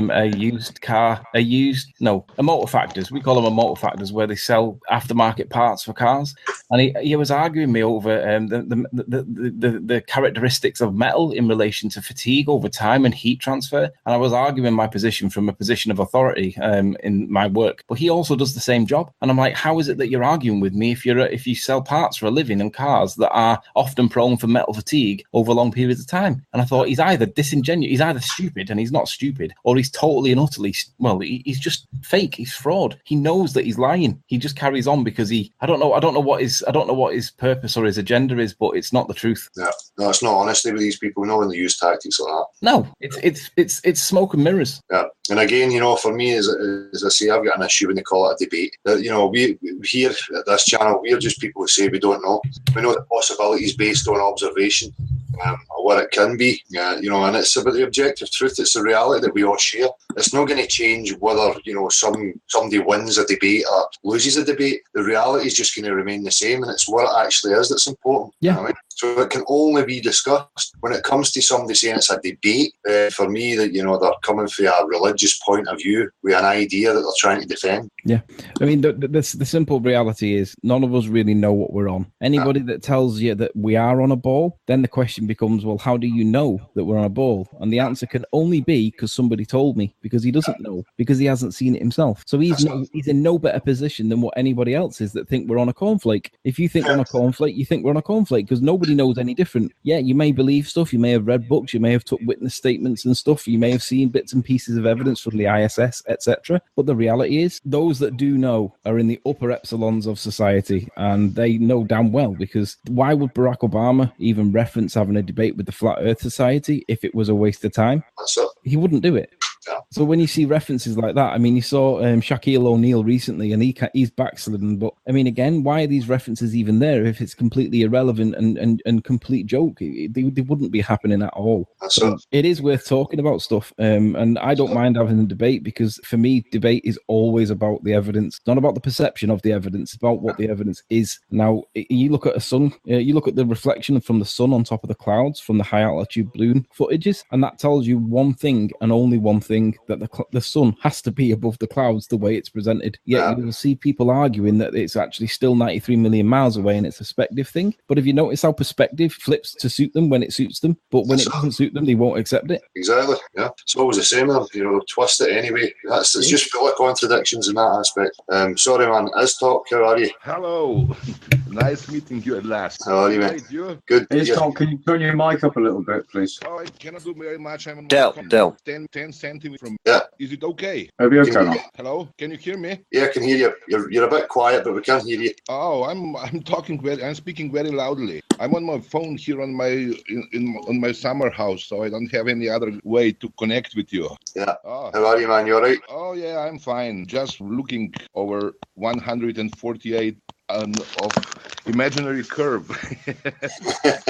There is no curve. Yeah. I can see hundreds of kilometers here. I watch in Italy every day, and I can see probably 500, or maybe not 500, but 200 kilometers for sure, and there is no curvature at all. Yeah. Funny. You got any? You put any footage or photographs up of? Oh, I put some on Facebook. Cool. Yeah, I did, but it's anyway useless. I think that if someone's not ready to understand it, it's not possible. He may see all the evidences, but it's not possible. It's just too much. That's too much for some people, They cannot go on. I told everything. I don't care. I used your techniques with questions and everything. They agree with you with everything, and then on the end they say, "Oh, then the Earth is the ball." Anyway, it's fun. Yeah. It's really hard to hear you, man. Your mic's really quiet. Sorry? It's really hard. It's difficult to hear you. Your mic is really quiet. Oh, it's on my phone. I don't know what's wrong. I'm not sure how you would turn that up. Oh, I cannot. I have just this application for Hangout, and there is no adjustment. Just put it closer to your mouth. Oh, I can do it like this. It's better now. Yeah, it's a bit better. Okay. So what country are you in, man? I'm Slovenia. Hey, cool. Yeah, here actually next to Italy, next to Croatia. Good weather? Yeah, we had nice weather, but we have so much chemtrails today. It's not even funny. I'm getting crazy for them. I'm really as mad as hell, and yeah, it's too much. They're covering the skies every day. It's really too much. Horrible. It used to be beautiful sky, beautiful blue sky, and now everything is ruined. Yeah. As I said before, regardless of what people want to claim about chemtrails, the fact of the matter is I've witnessed it. Everybody can witness this whitening out of the sky, total blockage. So if it is being caused by planes and it is innocent, they need to start changing their fucking route. Yeah, that was a very, very good idea. I heard you saying that. Yeah, that's a great idea. Maybe we should petition them to change the routes. Yeah. I went to the military one. I went there and I yelled on some guy there, and he was just, they say that. I went to the military headquarters in Slovenia. They don't even take you serious. They're really crazy. I did it a few years ago. Anyhow. Probably have to get them when they're at home rather than at work. No. Something, but I hear say. I said maybe it's better to speak to these people when they're at home, They've all got a family and a life to live rather than at work. Yeah, probably it would be better, but I don't know. I lost my hope for people. They are so brainwashed today. I mean, it's so hard to talk to anybody. Not even funny anymore. And like Mendel is saying, I also thinking the same way. I mean, people are saying this Mother Earth and love everything and loving and but everything is decaying. I mean, everything is dying, everything killing everything. Whatever comes out from your body stinks. I mean, come on. What heaven was this one? I see it like created hell, not heaven. I mean, come on. Yeah, I just think people are so quick to place value in it and and importance in it, and I've still got questions about it. Yeah, that's all I say to people. Yeah, it's really crazy. I'm so fed up with people. You cannot imagine. I'm here on the seaside alone all the time and don't have talk. Yeah. Anyhow, Del, can I just give you a bit of feedback on the email situation? Of course, mate. I sent 4 or 5 emails to that no curve email address, and every single one got bounced back. And then the guy sent me the email when I put the email address in chat. I received the email, and obviously it ended up in here. But just out of interest, I responded to it with a reply email, which also got bounced back. So there appears to be something wrong with the email for some reason. I don't know why. All right, I'll leave you to it. Yeah, well, I mean, I'm not sure about that, Marshall. I'm none the wiser on that point. I mean, some people are obviously getting the link, and some people are complaining that it's not being relayed to them. I don't know of any mails that I'm not receiving, obviously. So that's why I put a shout out to ask if people haven't got a reply from me, could they let me know? Well, obviously, I did get your response because I'm in. But what I'm saying is I responded to your response just to see whether it went through, and it hasn't gone through. I've had that response back. So for whatever reason, it's not receiving emails, I don't think. Might be wrong. It might just be me, but I've never had this before. We've had it in the last few weeks, and I'm trying to trace where exactly the fault is or what is going on. I just thought I wanted to let you know. Yeah, no, so, thanks for the feedback, dude. Because obviously we want everything to run smoothly. Well, I think that might explain why it's quiet tonight, because you were saying that people not coming on, should we just disappear? I think that is the reason, because I don't think people. I mean, just ask for a number 1 in chat. If anybody's actually emailed you and had it bounce back, just put a number 1 in chat, and I think there'd be quite a few that might have done it. Yeah, I have several times, but the chat box is moving fast enough that maybe people aren't noticing. They hear this over air, so if anybody in the chat now who is waiting for a link, if they could just stick a 1 in the box, please. And to be honest, you did well spotting mine, because obviously I had to try and when I was trying to leave my email address in thing, and it keeps kicking it out because it doesn't like email addresses in chat, so you have to do it in a format that it doesn't spot, and that you done well spotting that, pal, so appreciated. Right, nice one, dude. Thank you. I'm getting some feedback from chat saying the mail is working fine for them, so whether it's a selected process with certain servers or whatever, I really don't know. Well, we can only apologise for that, but I mean, I'm using it through a works email address, and I mean, I've never had any. No, I've had it straight. I've just tried bouncing it. Tried responding to your email again. It's come straight back. So I mean, I'm not saying it's your fault. I'm just saying that's my experience. And if there's some at my end, well, it's a works email address. Unless I end up on a block list for some reason, which is quite possible. Excellent, mate. That's constructive information for me. Thank you very much. No worries. Have a good day, guys. We'll see you soon. Cheers, man. Take it easy, man. Thanks. So maybe need to change the email thing as well, maybe just for backup or something. Yeah, well, we can have a chat about that later on, though, about what we're going to have to do there, because it's not cool for people to be disappointed or frustrated for something that isn't our shortcoming, Yeah. So as it stands, I've got mails out, I've got links out to people that haven't turned up, whether they've received them or not. I've got no idea. Nobody else is waiting for the moment. Any requests? Not currently, dude. But again, we don't know what's getting bounced off the mailbox. So yeah, I needed to go first on the Google website, and then I went the. Right. Okay. Thanks, man. I mean, so people on mobile are getting problems then. Yeah, I appreciate that, Naja. I mean, I was actually returning your mails. So I've got some 4 or 5 of these. Well, I'm pleased we found a way to get you in this evening, anyway. Yeah, that's lucky. Excellent, man. How's the weather in Scotland? Yeah, got a bit warmer, and it's been raining the last couple of days, so usual. Very rare that we get a clear blue sky. Yeah, the sky is rare. We have sun all the time, but it's never clear blue sky. No. I was just going to say, I think the Scots understand water better than anybody.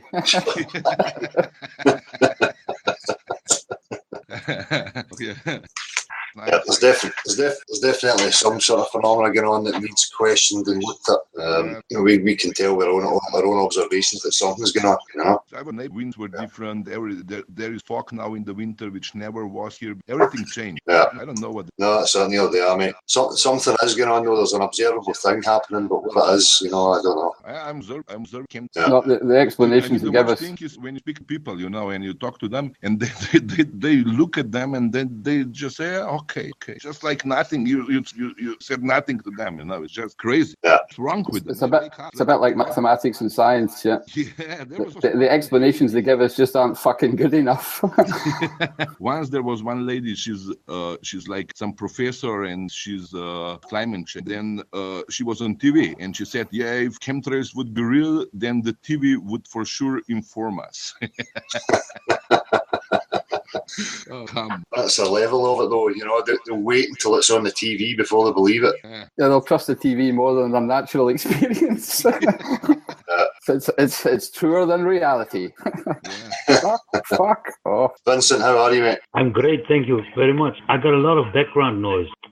People having a party next to the door here, so I'm just here to join and say the mail is working perfect. Nice one. Cheers, man. Cheers. Brenda, we're not interested in you messaging us. Stop messaging me. Go and speak to Anthony yourself. You're getting stalked. You're getting stalked, Del. The usual.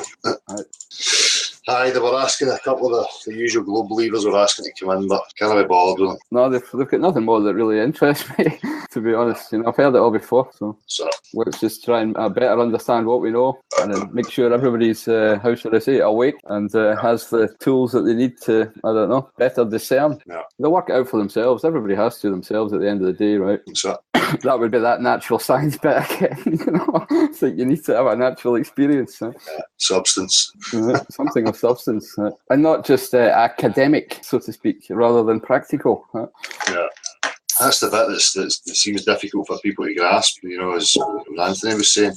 The mathematics and it being a language, and why it doesn't count without the stuff, Stuff's the best word for it, yeah. Marshall, is anybody else asked to come in? I've got no more links out. I'm not sure how reliable the comms are at the moment. Obviously, Vince didn't have a problem with it, but other people are reporting they have got one. So I don't really know where to go from there. Well, if it's going to be quiet, I'm not going to keep it going for long. Maybe 15 minutes, see if anybody's coming in for a chat. If no, I'm just going to wrap it up and have an early night. So. Yeah, cool. Well, we've got somebody in chat that's asking for the link.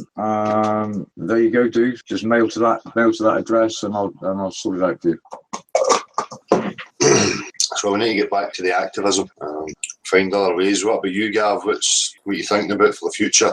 Activism. Well, I've been doing more stuff about approaching academics. So I've done translations into German, and I want to try and get it moving in Germany, just because I can speak the language as well. I'd like to get other people in other countries thinking about the same thing. I suppose anybody listening here can do the same thing anyway, right? Have these kind of same, how should I say, common sense principles applied to the academics as well, because at the end of the day, that's the argument that wins everybody over, right? The fact that we're all identical, that we all have the same experience, and even an academic takes his trousers down to shite, right? So but at the end of the day, they have to realize that that's what we're talking about. That's the basis of the things that we need to do, that we're all the same, and he needs to just understand, he needs to pull that veil of mathematics, because or the veil of science that's been given to him, the same way I did it, that if you look deep enough at the bottom of what the whole thing's built on, that it's that it's water all the way, so it's sand for them, if you know what I mean, because it crumbles, and then they have to join the same as everybody else, that's the natural experience that counts, and nothing else. That's it. So aye, but anyway, any YouTube channels of universities, posting things, asking them to show curved water, everybody expressing it, could express it themselves. I'm posting in different sections, and I've got some meetups lined up with some as well. I'm not sure about being able to film them or not, that will depend a little bit on certain parameters, but taking this to the academics, but when I say academics, it could be the teacher at the local school, do you know what I mean? I'm not talking about necessarily, having to approach the big celebrity wankers. I'm talking about, getting the normal common people on board who, are still just as deceived as we were, and it's the same arguments that'll win them over, you boil right down to, water is the thing that everybody should focus on, because it's the one that, bursts the bubble, keep everybody focused on that one, and it doesn't matter who it is, you can't escape the logic, so. No, and they can try and argue with, as we were pointing out earlier on, it's up to them if they want to, make extraordinary claims that, it does behave different from what we observe every single day, then, the burden's on them. Absolutely. As that. We can all agree it's something that every single one of us experiences every day of our life. It's undeniable. And they're just sometimes so, whatever, programmed or conditioned that they want to see the truth somehow in the equations or in the maths or in the, in the science, and you need to just peel that away for them, and show them that, for example, you can define two different measures of one and the same thing, and then give it the same same word. I mean, it's that fucking simple, you know. So unless you understand that that's what they're doing, then you can get lost in all the equations. I've said this often enough. People may be bored hearing me, but and that's what I think academics need to be showing what's going on. Yeah, they'll come to their senses. Just a matter of time. That's it. I speak to your local school teachers or whatever it is that's there, or any profession. Yeah. Sorry, we're waiting on somebody. I've got two more links out, and Pete Shear's waiting to come in. I've now got a mail from QE, and I've got one from Derek Buchanan as well. So lads, if you could wait on for a bit and see whether the previous guests do turn in. If not, I'll link you up, man. There you go. There's Steve H now. You all right, Steve? We got no audio from you, Steve. No, we'll just wait and see. So the activism, people get that message and approach. If you're in college or university, just let your lecturer or teacher know that there's people asking questions, and we would love a discussion with them, for them to take part in the discussion. Don't be scared to approach people. It's the only way. Nothing's going to happen unless you move and you make something happen. If you really want to know and you want the truth out, then you have to take the action. Steve, I'm going to ask you to drop out and rejoin. And I'm getting massive feedback now. Yeah, is it gone? The feedback? Still getting it? Yeah, still there. I think we know why. What's happening in the chat? Pete, you've got the link to drop in, man. Hello? Steve, we've got you with audio now. Steve, you hear us? It's a bit. Can you hear me? Yeah, it's breaking up though. Bad connection, I think, mate. Yeah. Illuminati vids. How could people defend something they cannot prove? They have the nerve to call us pseudoscientists. Have we got trolls in the chat? I take it. Oh, we've always got some, dude, haven't we? One show field. LSC Earth is the one, Del boy. It might be concave, but we're on a level within it. That nonsense of living in the inside walls, just go away. Leave peace. Steve, are you there? Hi, can you hear me? Yeah. Loud enough. It's a really bad connection, Steve. Maybe try dropping out and coming back in again, mate. Yeah, no worries. Peter, how are you? You need to unmute yourself, man. Got me? Hey, can you hear me? Yeah. Can you hear me? Yeah, you're coming through, Steve. Peter, Steve, how are you? He's there. Hi, I'm good. Hi, Can you hear me? Yeah, I can hear you, Peter. Good stuff. How are you, mate? Yeah, very good. You? Yeah, good, man. Still no good. But you're coming and going, Steve. We heard you there. First time I've ever been on. So. Hey, how you doing, man? Yeah, not bad. You? Yeah, good stuff. If you're on a phone or you've got a limited bandwidth, then it's probably better switching off your own video. That way, we'll maybe have a better audio connection. Okay. Yeah, I'm on laptop, so. All right. Okay. Plus, I've really fast internet, so I don't know why. Good now. Yeah, I can hear you all right now. Yeah. It's like say, keep doing what you're doing. You're doing a good job. I agree with you 100%. It does not conform to that side of shape. It's always finds its level. So yeah. Nice. I'm trying to make sure that. Like I said, we don't know where we are, so I mean, we need to find out where we are before we start going into all this other stuff. I mean, yeah, without that, we've got nothing. We need the foundations. Before. No, we haven't. No. Yeah. Like you said, all the other stuff, all the other arguments that people come with, and that, and so like I said, it's sophism. It's all like saying, "Oh, look at the stars" and stuff like that. I mean, that's not going to tell us where we are. That might tell us that there is not true, but then it doesn't tell us exactly where we are. It just tells us we know that they're lying. Yeah, that's it. So yeah, like I said, we need to. I don't know. I've been talking to some people. I've talked to a couple of teachers in schools and that, and they're like, "Oh, I ain't got time to have a look," stuff like that. They don't seem to be interested. So I talked to somebody else. No, I'm saying they should be interested if they're fucking teaching kids. They should be interested in the subject. They want to start verifying, whatever it is that they've been told to teach and take responsibility. Yeah? Absolutely. Otherwise, it's just serial repeaters. Yeah. Yeah, I agree. Yeah, but one of them doesn't seem to not mentioned since, and one of them I've asked the other day to looked into it and that, and she says I haven't had time. And I spoke to one of the grandparents of one of the kids' school, and he says they're on the moon. He says to me, I says no, not really. He says, oh, I believe it. He says I saw it on telly. He says I saw Harry Potter on telly the other night, and that doesn't mean it's real. I mean, it's a sad state, when they have that attitude and they're blasé with it. I don't have time to look at it. Well, you better start making time. You don't just sit there in school repeating nonsense that you don't even know if it's true. That's totally a responsibility. It's not what being a teacher's about, Absolutely. You're right, yeah. You should find, like I said, but the teachers I've spoke to, one's only a nursery school teacher and one's a primary school teacher. So, but even so, I mean, they're teaching our young children to these what do you call it, indoctrination, whatever, brainwashing, whatever you want to call it. So, I don't know.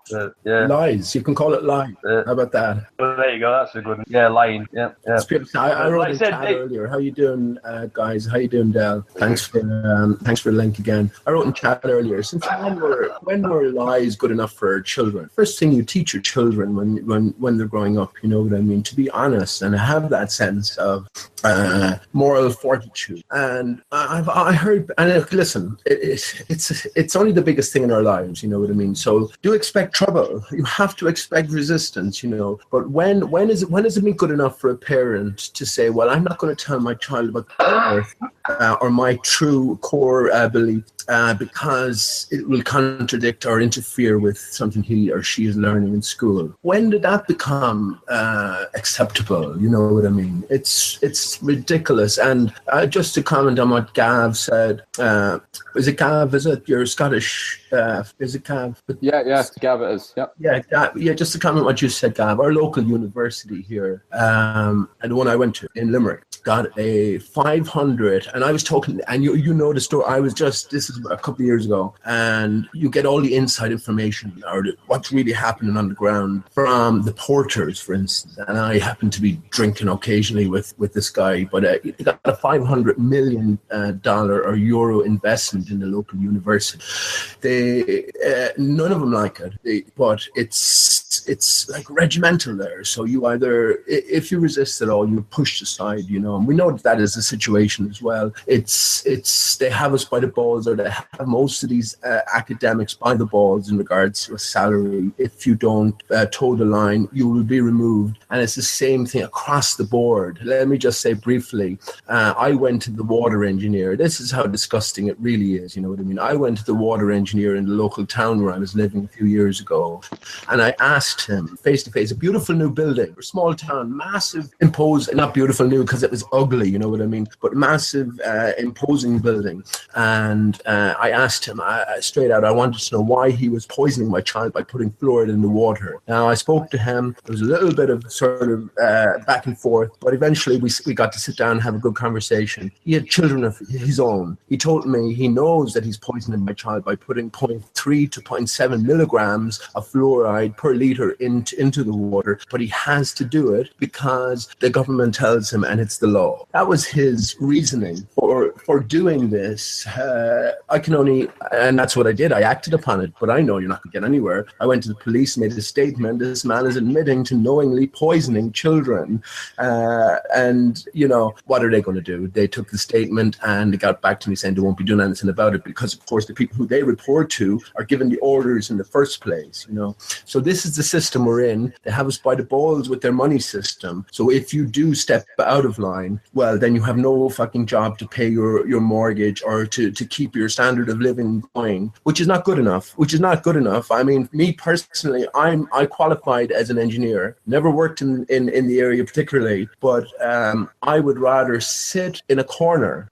For all my life, I don't know, tied up in a corner and stare at the wall than knowingly do something like I mean it, you know what I mean? It's a horrific thing. With the reality of the situation and the reality of all our lives, you know, this is, as Del, we talked about it the other night, perfect, ugly place, you know, whatever. It has been made ugly. It has been made like that, you know what I mean? And we're all in the midst of it. And when I talk about flat earth only being the beginning, not the end, yes, we've come to this great realization. Then we realize that it's not just one isolated thing here or there. It's everything taken as a whole that makes up our lives and our existence, you know what I mean? And this is what we have to act against. Not just one particular area, because you won't get anywhere. I don't know how many years I've spent trying to convince people just to even fucking look into 9/11 fakery. You know what I mean? When you look into it, then you find out it's a Boston bombing, but you're resisted at every hand's turn in one particular area. What we have to do is expose everything. And that's where Flat Earth does come in, has been the best sort of binding agent for all the various individuals. But we must remember that there is so much other conspiracy that is ongoing and is intimately connected with this deception of deception. In regards to somebody's got YouTube, I have a feedback. Maybe that's late. I'm muted. In regards to, you know, people are in a situation that might be hard with academics who have got a wage to protect. So as I suggested, you know, it'd be a good idea maybe to, you know, target some who are retired, that have had, you know, a time in a certain profession, whatever, you know. But At the end of the day, people need to see past and start being brave. People need to stand up to it eventually, or else we're not going to get anywhere. Regardless of if your wage packet's going to stop. Maybe retired's Garva. Well, they certainly maybe think they don't have so much to lose, or maybe less fearless because they're getting older and closer to death and all that. So yeah, you might be right there, but at the same time, I don't think it's I don't like the picture that it's all doom and gloom. And I agree with Pete in as much as that the flat Earth's the one that kicks everybody up the arse, right, and comes to the realization that it's a horrible big lie. So the rest will fall.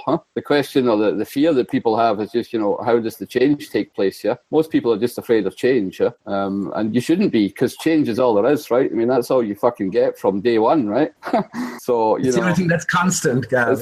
You said it, man. It's the only thing we really know. So why are people so scared of it happening? We don't need to fear riots in the streets, because that guy just needs to stop, tipping the can into the water, right? That's the only action that happens. And if that happens everywhere, with lots of people doing the same thing, then hey, we've got them by the balls. They haven't got us by the balls. And this is where not being afraid to talk about this to your children intimately.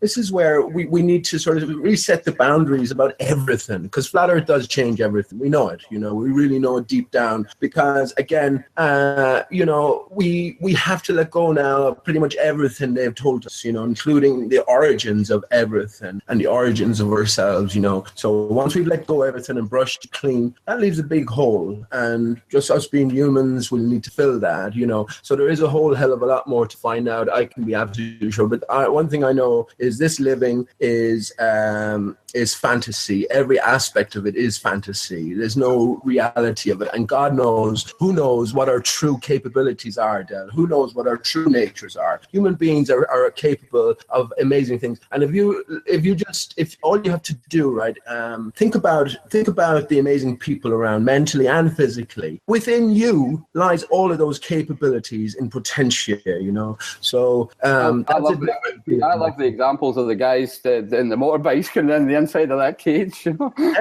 Everything, even from the tangible like that to the mental powers. It's amazing, our potential. Well, that's that. If you can imagine how amazing people can be now, imagine with proper grounding and a proper connection to who we truly are, and the amazing things that people could achieve then. There's absolutely nothing to be scared of in regards to that.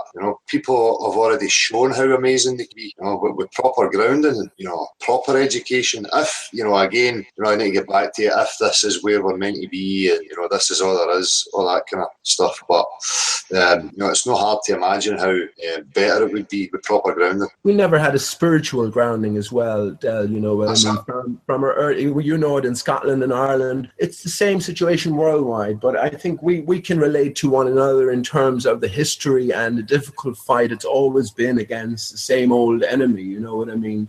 And it's all, you might say, well, that's a different discussion again. How far does history actually go back? I mean, that's a different, what are we dealing with exactly here? Can we set ourselves any sort of firm grounding whatsoever in anything? It's a tough one, isn't it? It's a tough one. And what relevance does history really have? It's what's happening now that's always important, isn't it? Well, I would say if you don't know where you come from, right, then you don't know where you are. And if you don't know where you are, then you don't know where you're going. Well, I would say about the flat Earth, more than anything else, that's the one thing you can sort of believe in, because we swallowed the globe lie so deeply, I guess. A lot of us did anyway. I absolutely did. Like, I'm sure most people, and I had an interest in these things. Like, the problem is actually that most people don't have an interest in, and they never had an interest beforehand. They find out the Earth is flat, they'll go, well, that's cool. Never had an interest beforehand, so it doesn't really matter much to me, which is a shame and terrible thing. But at the same time, that could be a benefit as well. If you're not loaded with preconceived notions, then if you hear for the first time that you're spinning at 60,000 miles an hour around the sun, you know what I mean? That's going to hit you like a brick wall, because it will be so contrary to what Gav talks about, our natural senses and our natural knowing. But you can rely on, right? Sorry, Bill. You do get those people. You do get those people who just say, "What difference does it make?" And I just don't understand that when they say, "What difference does it make whether it's round or flat?" Yeah, absolutely. I find it one of the most inane questions. Yeah, it's failing to see the bigger reason, the bigger picture to it all, which is mind blowing. Really, the fact that they can have that attitude. Yeah. That's the problem, isn't it? You know, what difference does it make to my life? You know, well, if you're happy in delusions and living in fantasy and your own imagination, then that's fine. But for people who are curious and about the world they live in and who they are, then, you know, that's hugely important. Yeah, absolutely. It changes everything. You know, all the philosophical questions change again, you know. I also never understand how people can go on an aeroplane and travel, you know, to far-flung places and look out the window and see the water or the land is always beneath them. Not they don't have to look. You know, you're never aiming down. Like if you're going south down over the equator, you're not looking out the window and seeing the water beside you, as in vertically down. You're seeing it beside you as though you're flying over a flat land. The whole time it's flat. And for some reason they've got this image in their head that, despite the fact they're flying around a ball, they accept the fact that when they're flying anywhere, they look out the window and the water and the ground is always around them, flat beneath them, not slope going down a curve. I never understand that. It's hypnotism. That's how it works, man. You know, you go to a hypnotist and he'll convince you that you're eating an apple when you're eating a potato. Do you know what I mean? Have you ever been hypnotised? No, me personally, no. No. I ate an onion thinking it was an apple on stage when I was about 14, I think. I went away to this hypnotic thing in the town hall, you know, and then I want to be one. And, you know, they know who to pick, because if you want to be one, then you're an easy mark, right? But at that time, I was just inquisitive to understand how the fuck hypnosis works. But you just get Darren Brown, you know, he takes you away your wallet, your car keys, and tells you were going that way. I've seen Darren Brown live a few times, and what he does, what he's capable of doing to people is mind blowing, really. Well, that's how easy it is. That's if one man and they can display that and show you, then you bet your ass. Have you seen his program, The Heist, where he convinces people to rob a van, basically a guy's delivering cash, and they hold them up with a gun? Have you seen that? Yeah. It just shows you what you can make people do when they're unaware of what they're doing. Exactly. That's what I'm saying. You can bet your ass that's been applied on a larger scale. I don't know if you saw how they did it. So he explained, and they walked you through how they influenced the particular guy in so many different subtle ways that, as a viewer looking at it for the first time, you would completely miss yourself. And again, it's all suggestion. It's all filling in the gaps. Pete, I've got a good example. Giraffe, a favourite animal? I know where you're going with this. Sorry, I just had to throw that one away. I always thought that was good. Taught my kids that one. You've some neck for asking me that, Gav. Giraffe, a favourite animal. You know, I lost my family to a giraffe accident that time. You know, that's what hits me.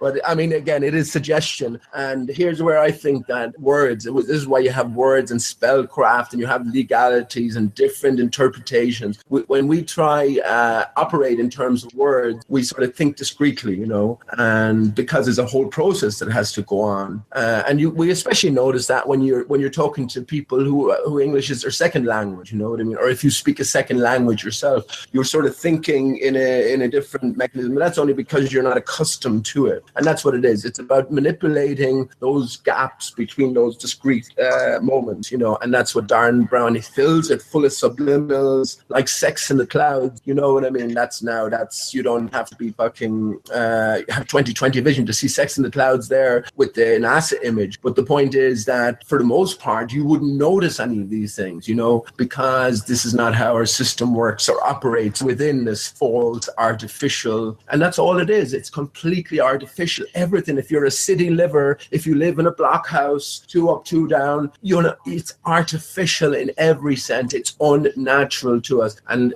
I'll just finish by saying, Del, that's why, for me anyway, it really matters uttermostly now what my true history is, you know, because again, if I have to cast out coming from the pond slide. which went on to the little little fishes all the way along.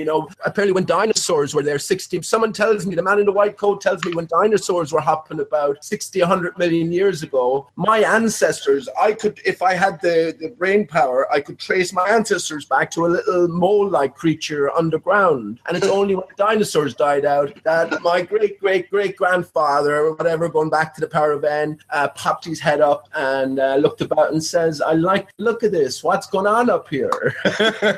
So I've had to cast that out. Leaves a gaping hole. I was certain with that, that was in my heart. I accepted that all my life, my adult life, going, okay, I find myself in this existence against this backdrop. What do I do now? But again, I've had to throw all that out, and there's a gaping hole there. A big black hole, you might say. Everybody just needs to dive in at the deep end into the water. It's the only option left. But does it change all the... people coming out and speaking. Sorry. Not that I get misunderstood. It changes all the questions. You're right, because that's what I say to people. I was at that point before this of, entertaining the, evolution, materialism, the way they explained it. It must be that's the only possible explanation. It's just chaos and randomness. And obviously with that realisation, that question gets blown out the water. Obviously, you can't come to a naturalistic, or what they call naturalistic, matter creating itself from nothing and producing life and all this fucking crap.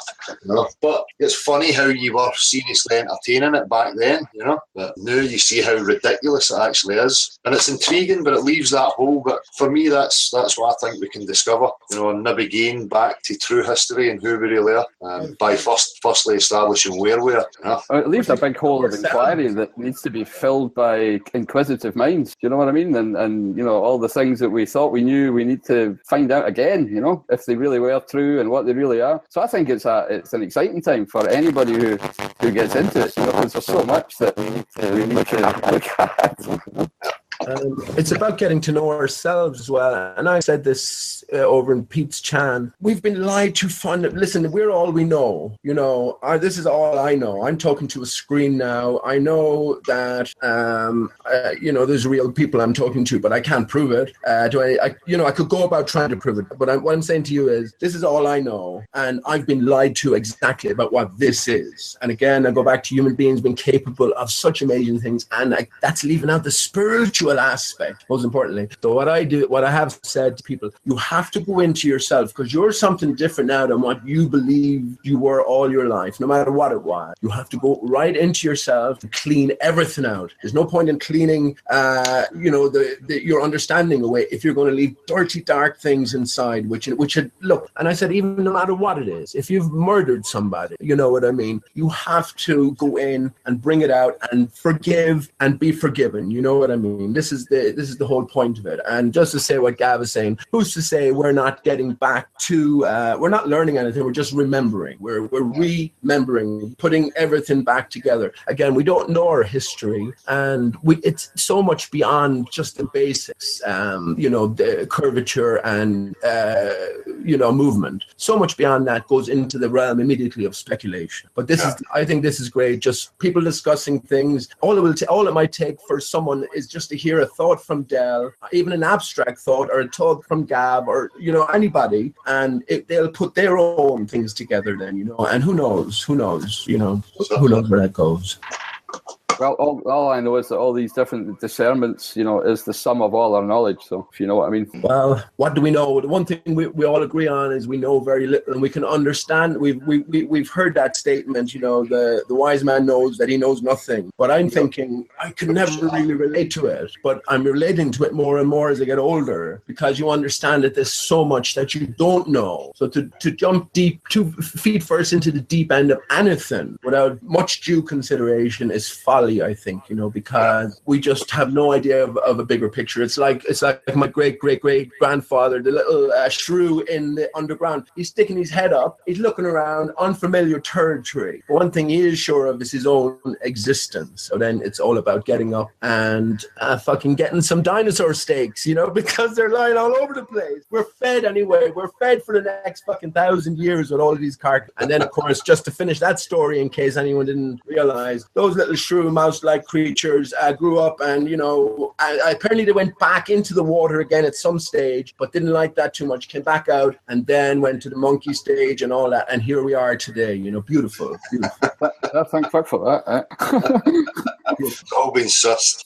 That's exactly what all of our children are being taught in these universities. Oh, I must send my child to university now. Oh, you're no good if you don't go to university. I would have my child out of school, my beautiful Stephen, he's 14 years of age. I would have him out of school in the morning. The only reason I would send him to university is for the caliber of friends that he would meet, because for his previous life, he was put into a box room, told to sit wherever, and told that these people are going to be your friends, or whatever, 25, 30 people for the next 6 or 7 years. I hate it. I hate the system. And let me just say that I think our salvation lies in the children. I really do. We're all, I'm 45. We're all kind of, we've had an adult life. We're at this stage because of us. If we were, and we're all victims here, but if we were different with our children, they wouldn't be in that situation. They can only repeat what they have put together themselves, but what they've been instructed in that very early, tender, precious time, which most people now think it's worthwhile to give your child up after 2 months or 3 months. You know what I mean? This is all the brainwashing. And again, it has so much, you have to be strong-willed when you enter this. You know what I mean? You have to want the truth no matter where it's going to take you. And you have to be willing, in a certain sense, to lose everything yourself, because it's all part and parcel of the fabrication, and certain people have. We all know about Pancho Pete. I mean, Pancho's a great man, considering what he's been through and what he's doing and what he's standing up and saying. And I love Pancho, and I have no qualms about saying that to anyone. And Vincent too, and Vincent is here. But yeah, this is where it can take you. How much are we willing to leave everything go that's associated with this deception? Because it's a fucking dastardly deception. When you have decent men for a wage putting poison into the water of, that will be distributed amongst thousands of people knowingly and not casting a second thought about it, really, well, we're in dastardly times, man. And if that continues, What's up? Well, all I can say is I wouldn't be here if I wasn't going to be able to take it all the way. So that's a question. That's a question people need to ask themselves. I've said it before. If you really want truth, how are you committed to it? It can just seem like fun and you're part of some subculture, right now. But you need to get serious. It's, I'm not fucking about. I really want to know where I am and what's going on. And it can be scary for people to actually contemplate it. If people were faced with that, who are we? Where are we? Why are we here? And we were getting the answers. I think that would scare a lot of people, to be honest with you. But I know I want it. Yeah, I think you're right, Del. We don't know where we are. We don't know who we are, why we're here, anything else. So, like you keep saying, it's all right to say we don't know. No. This is why we need to go out and find these things and try and find out the answer ourselves, find these answers as well. So that then everyone can become more aware of where we are, who we are. Yeah. Now, don't get me wrong, because again, I have such different thoughts as well.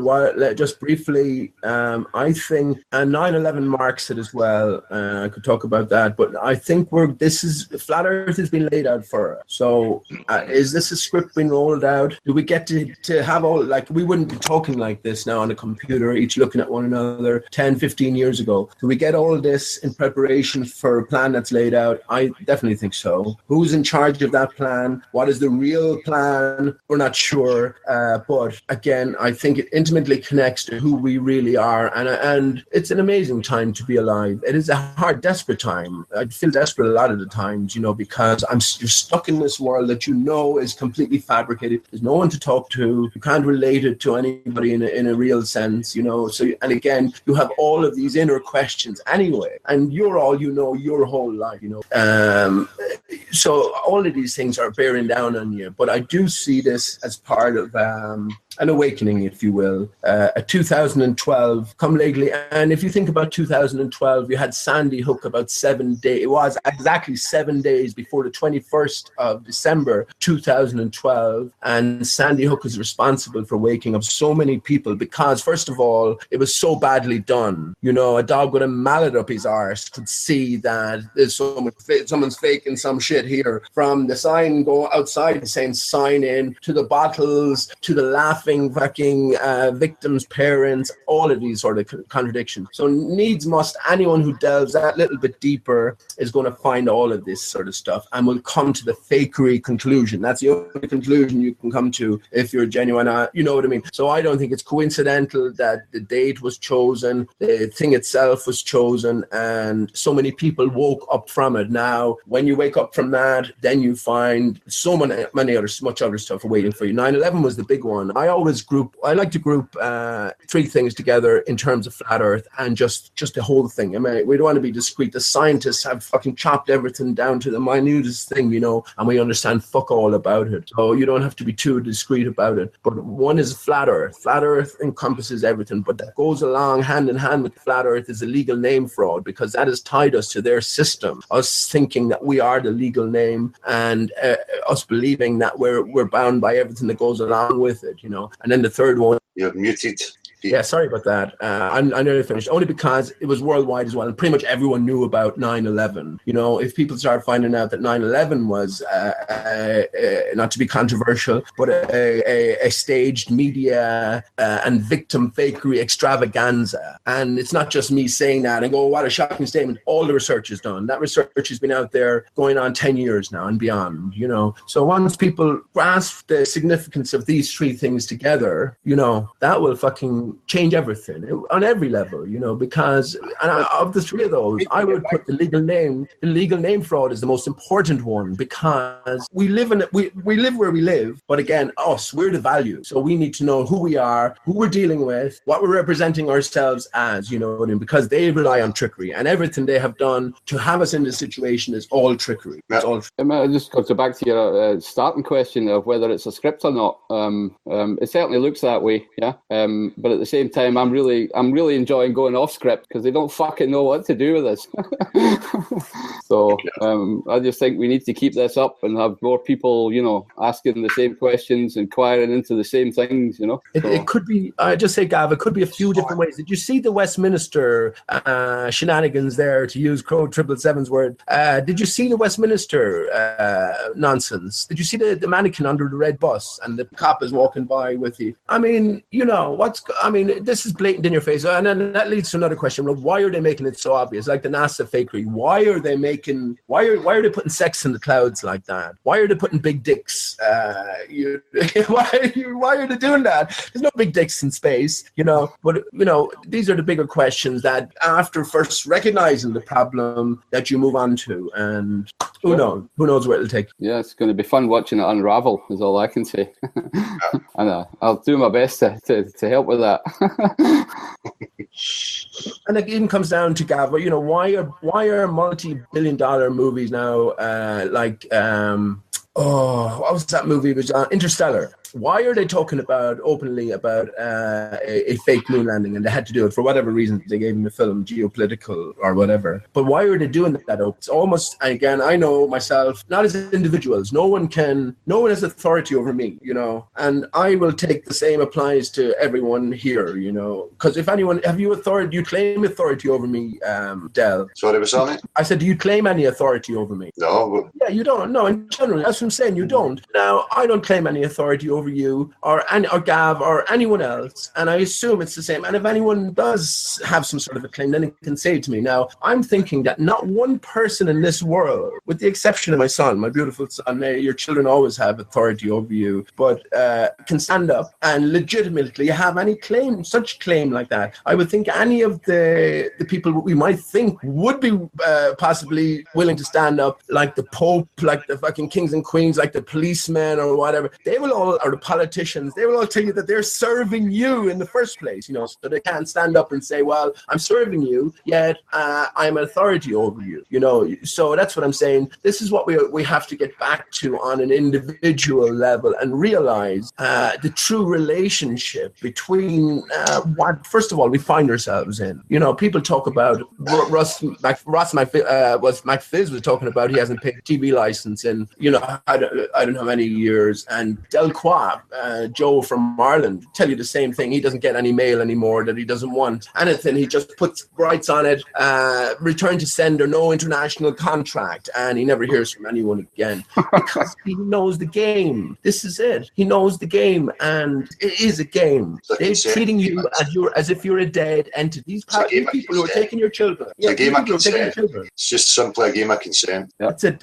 And acquiescence counts as a consent, you know. So if you acquiesce and don't do anything, then it's the same as a yes. So you need to get off for arses. It's the same everywhere. Right? The reason they're probably putting this stuff out there is because they know they can't hide it anymore. But Davi's limitation is to where the finger gets pointed and who gets blamed. Yep. Which one is going to fly? We're going to get thrown out the house this week. But listen, here's the serious side of it as well. And again, I've changed my mind so many times on chemtrails. They were spraying today. They were spraying in front of the sun. Something to do with the sun, definitely. But yeah, we can talk like this till the cows come home. They're still spraying, and you're getting no answers from anyone. Now, I don't think it's deleterious in the sense that it's not a nefarious sort of poisoning program, but that doesn't change the fact that they're doing it without my consent, and I have expressed that. But you know what I mean? This shit is still going on, and we could all be dead fucking two years' time or something, according to some sort of plan, while we sat and did nothing really because I'm speaking to myself as well. We were scared. Well, that's a big problem. Who to aim your fucking anger against? Not your anger, your genuine whatever, ire again, because you are being wronged here. This is my inheritance. And that's what I was saying. These corporations, all countries are corporations. Look it up. All your countries are corporation. Your local police station is a corporation. They must deal with corporations, and that's where they get you to consent to being the legal name. No crime is committed unless no natural law is committed, unless there's a victim, and this is the point. And they must get you by trickery to consent, and then they, as a corporation, a dead speaking thing, can deal with you. But again, I could speak more about that because that's been removed now. And I said it to a police officer recently that if he takes away my rights now, I can have his help. For instance, if I'm smoking a joint, and I know I'm taking a while to roll it here, it's going to be a good one now.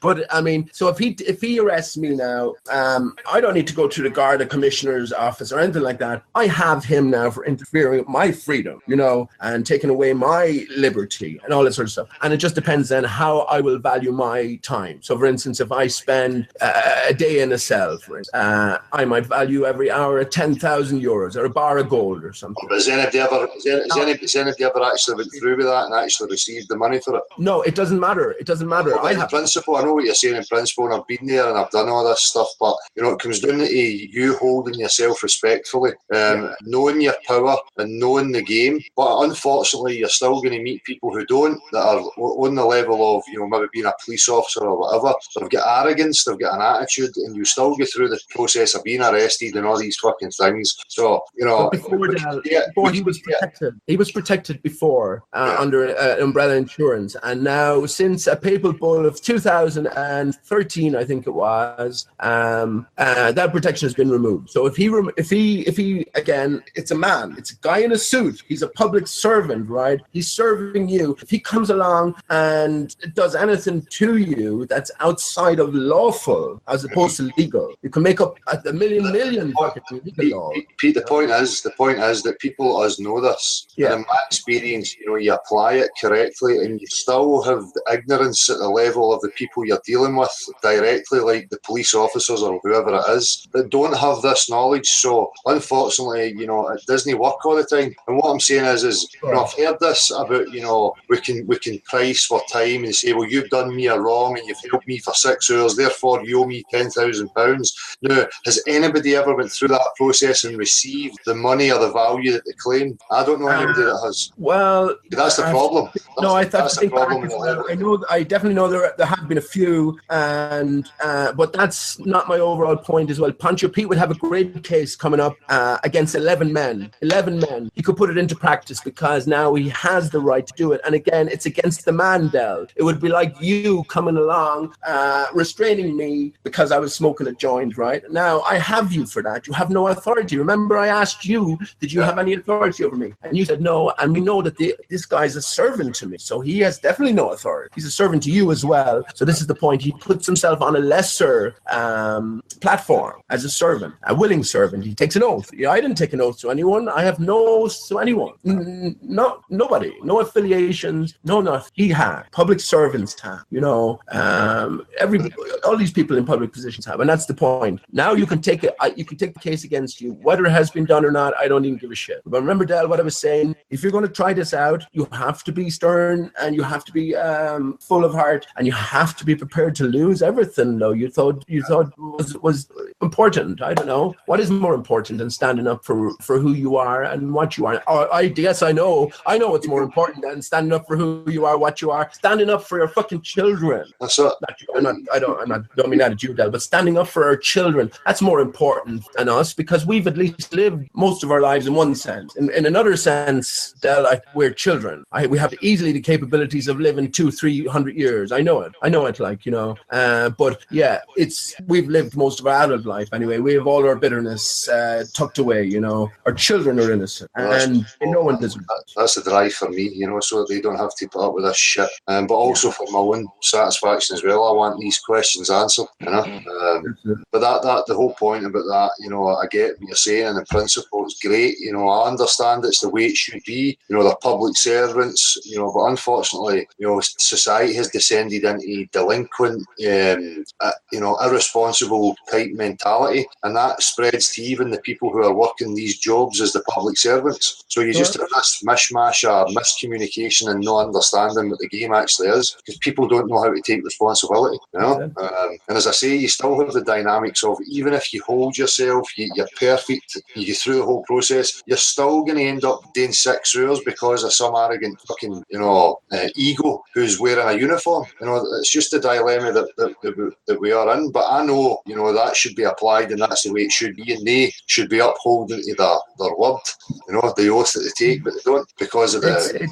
well, Del, you talk about it's going to cost. Nothing ever comes easily. I spent a night in a cell, and there's many different feelings you have as well. But one thing I did do is I was singing a lot in the morning time, just for myself, but to let those fuckers know as well that they were in the wrong, and they knew they were in the wrong. But the point is, you can take a civil case against anyone, and they have to answer it. But think about the number. Sorry, when you take it against the man, but yeah, that you can do it now for the first time, because as I said before 2013, you were suing an organization, a corporation. Now you can take the man, and you can take that man's house, or you can claim put in that you want to take that man's house because he took away your whatever has subsequently happened. Again, it's all about knowing. If you're let's say this is a chessboard, or let's say you're in a foreign country, you need to know who you fucking are in relation to anything else. You know what I mean? And when you look into it and you find out that you are the authority, the living man is literally the authority. Of course, that's in every aspect. That's what the whole point is. This whole lesson is about taking your responsibility back, claiming your right back. Sorry, Gav, what are you going to say, mate? Yeah, absolutely. I'm just saying, if everybody just stood up and took that responsibility back, then there wouldn't be enough public servants to go around to hassle everybody. So it'd be like a man and a sheepdog, and the sheep go in all different directions at the one time. If everybody just took that responsibility and stopped doing something, or changed the way they did something, or then they can't stop. They don't have enough people. They don't have enough sheepdogs to go around. We're sheepdogging ourselves. So their plan spans many generations at this stage, and that's why they aim their sort of energy at the breakup of the family, the breakup of the community. Because when people can bond, they won't put up with this shit. You know what I mean? That's why they try to put machines in front of us, so that we don't socially interact anymore, or go out in nature, or these things are part of the script. Definitely, they've given us their other script to leer after their money, which is worthless. It's, if you think you have 50, in reality you have a minus 50. Well, you don't. Money's of no value until you actually spend it. Give it out. That's it, and that's why American universities can afford to fund the local, or American entrepreneurs can afford to fund a local university to the tune of $500 million. They can fucking print the money. When you can print the money endlessly, you can buy up the world only if you get the masses to place value in what you're dealing in, which is money. That's it. Pete, I'm going to give other people a chance to talk, mate. I'm going ahead. Thanks a lot.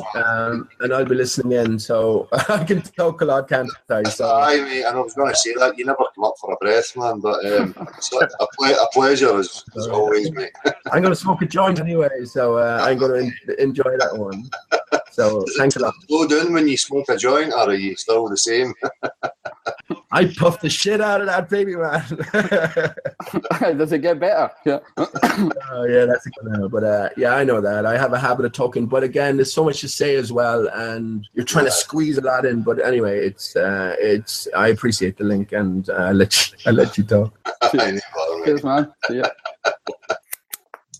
Your man Chaz should be on his way in, though. Cool. I was just going to say, is there any other links out? I'm going to think about wrapping up soon. Well, Derek's mail's eventually come through. He's got the link, but and so does Chaz. So if they're still here, then if they can jump in now, man, that'd be cool. Cool. I'm going to get off because I want to go for a cig. Good luck, Steve. Cheers for coming on. Yeah, thanks for letting us come on and that, yeah. And all the best, I'll man. see you later. Spread the word. Yeah, I'll keep trying. That, mate. I've not done no videos like yourself, but like I said, I've been going around talking to a few people and trying to like get everything else, but just not getting anywhere. So it must be just the brainwashing in Yorkshire. I don't know. So it must be worse here than anywhere else. I'm sure it is. No, it's everywhere, man. It's everywhere, man. It's the same for everyone. Right, thanks a lot. Yeah, you too, man. I'll see you later. Cheers. Have a good weekend. You too, man. Take it easy, bud. Right, bye. So I'll wait 5 minutes and then I'm going to wrap up, guys. Well, I've got RJ here as well who's asking for the link. So again, I mean, this is a request up front, dude. So if you're coming in, just be courteous while everybody introduces each other. As I say, I'm not going to run for much longer as well. For 3 hours. So. Hi, Derek. You all right, mate? Good. How's everybody doing?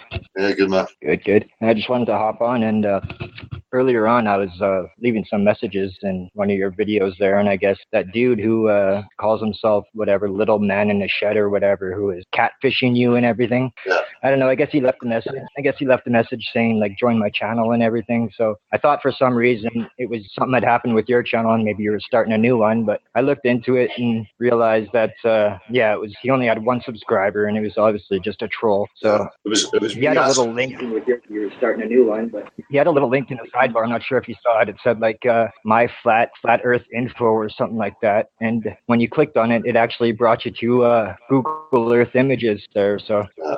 Hey, Dal. RJ, how you doing? Good. How's it going, brother? Nice. Good, mate. Good. You? Sorry to walk over that guy, man. No worries. I was just going to finish my comment and say about the only good thing that came out of that is if I'm ever happen to be in Glasgow or anything, I could just hop over the freeway and meet you for a beer over at a local pub or something like that. So. Right. Definitely on that. That'd be good. I seen that account. The one that's got the picture of the shed and the other pictures are a view from Google Street looking into my backyard. I subscribed to it. Yeah. Well, maybe you were the other subscriber because I realized he had one subscriber and I was the other one. But when I unsubscribed, he only had one left. So I don't know who else he's got on there. Maybe. Okay, I guess it is you then. They want my attention, so we'll see what they want. Pathetic. Yeah, that's the games you expect, though, mate. They have nothing else. No doubt. Yeah. But RG, how are you? You all right? Hanging in there, man. Been watching your videos, man. I love them. Cheers, mate. I look forward to every new one I see. I've been finding some new ones. So the Math Bowling and the Morgile there. I didn't see that thing till this year. I'm like, what the fuck? I haven't seen that video. We have Morgile and Math at it. You see that one? I'm trying to set this up, man. This is on my phone. Hey, guys, just before you get going, I'm going to knock it on the head. It's been good to everybody. Catch you all next time. Cheers, Gav. See you, man. No, cheers, Gav. Talk to you later, bud. So, where are you, RJ? Where are you from? Say again? Where are you? I'm from Cape Cod. I was on the channel a couple of weeks ago when you did you had the Morgile on here. We had Antonio, I think. I had the Lane Stanley icon for my I was on my computer, not the phone. This is my phone. I should go on the computer instead of the phone, but I don't have a camera for my phone. I mean a camera for my computer. Sorry about that. I'm gonna try something right here. You guys have been on for 3 hours. I wish I could have caught you earlier. Yeah, I know, man. I was just thinking about wrapping up there. See, that's my icon right there. The guy on the far right. That's my computer. See it? Yeah. The one with the. Say, what am I in there? Flights now? Cool. As I say, man, I was just thinking about wrapping up there. I'm getting really tired now. What time is it? It's 20 to 11 p.m. here. So yeah, I'm gonna hop off. I'm just waiting for my buddy to bring by some weed. So I'm gonna hop off. I just wanted to let you know about that channel and how silly it was. But yeah, if I ever happen to be at Glasgow Airport, then I'll hop over the freeway and we can go to the local pub and have a brewski or something, bud. Excellent, man. No problems. Cheers for coming on. All right. Hey, take good care. night, gentlemen.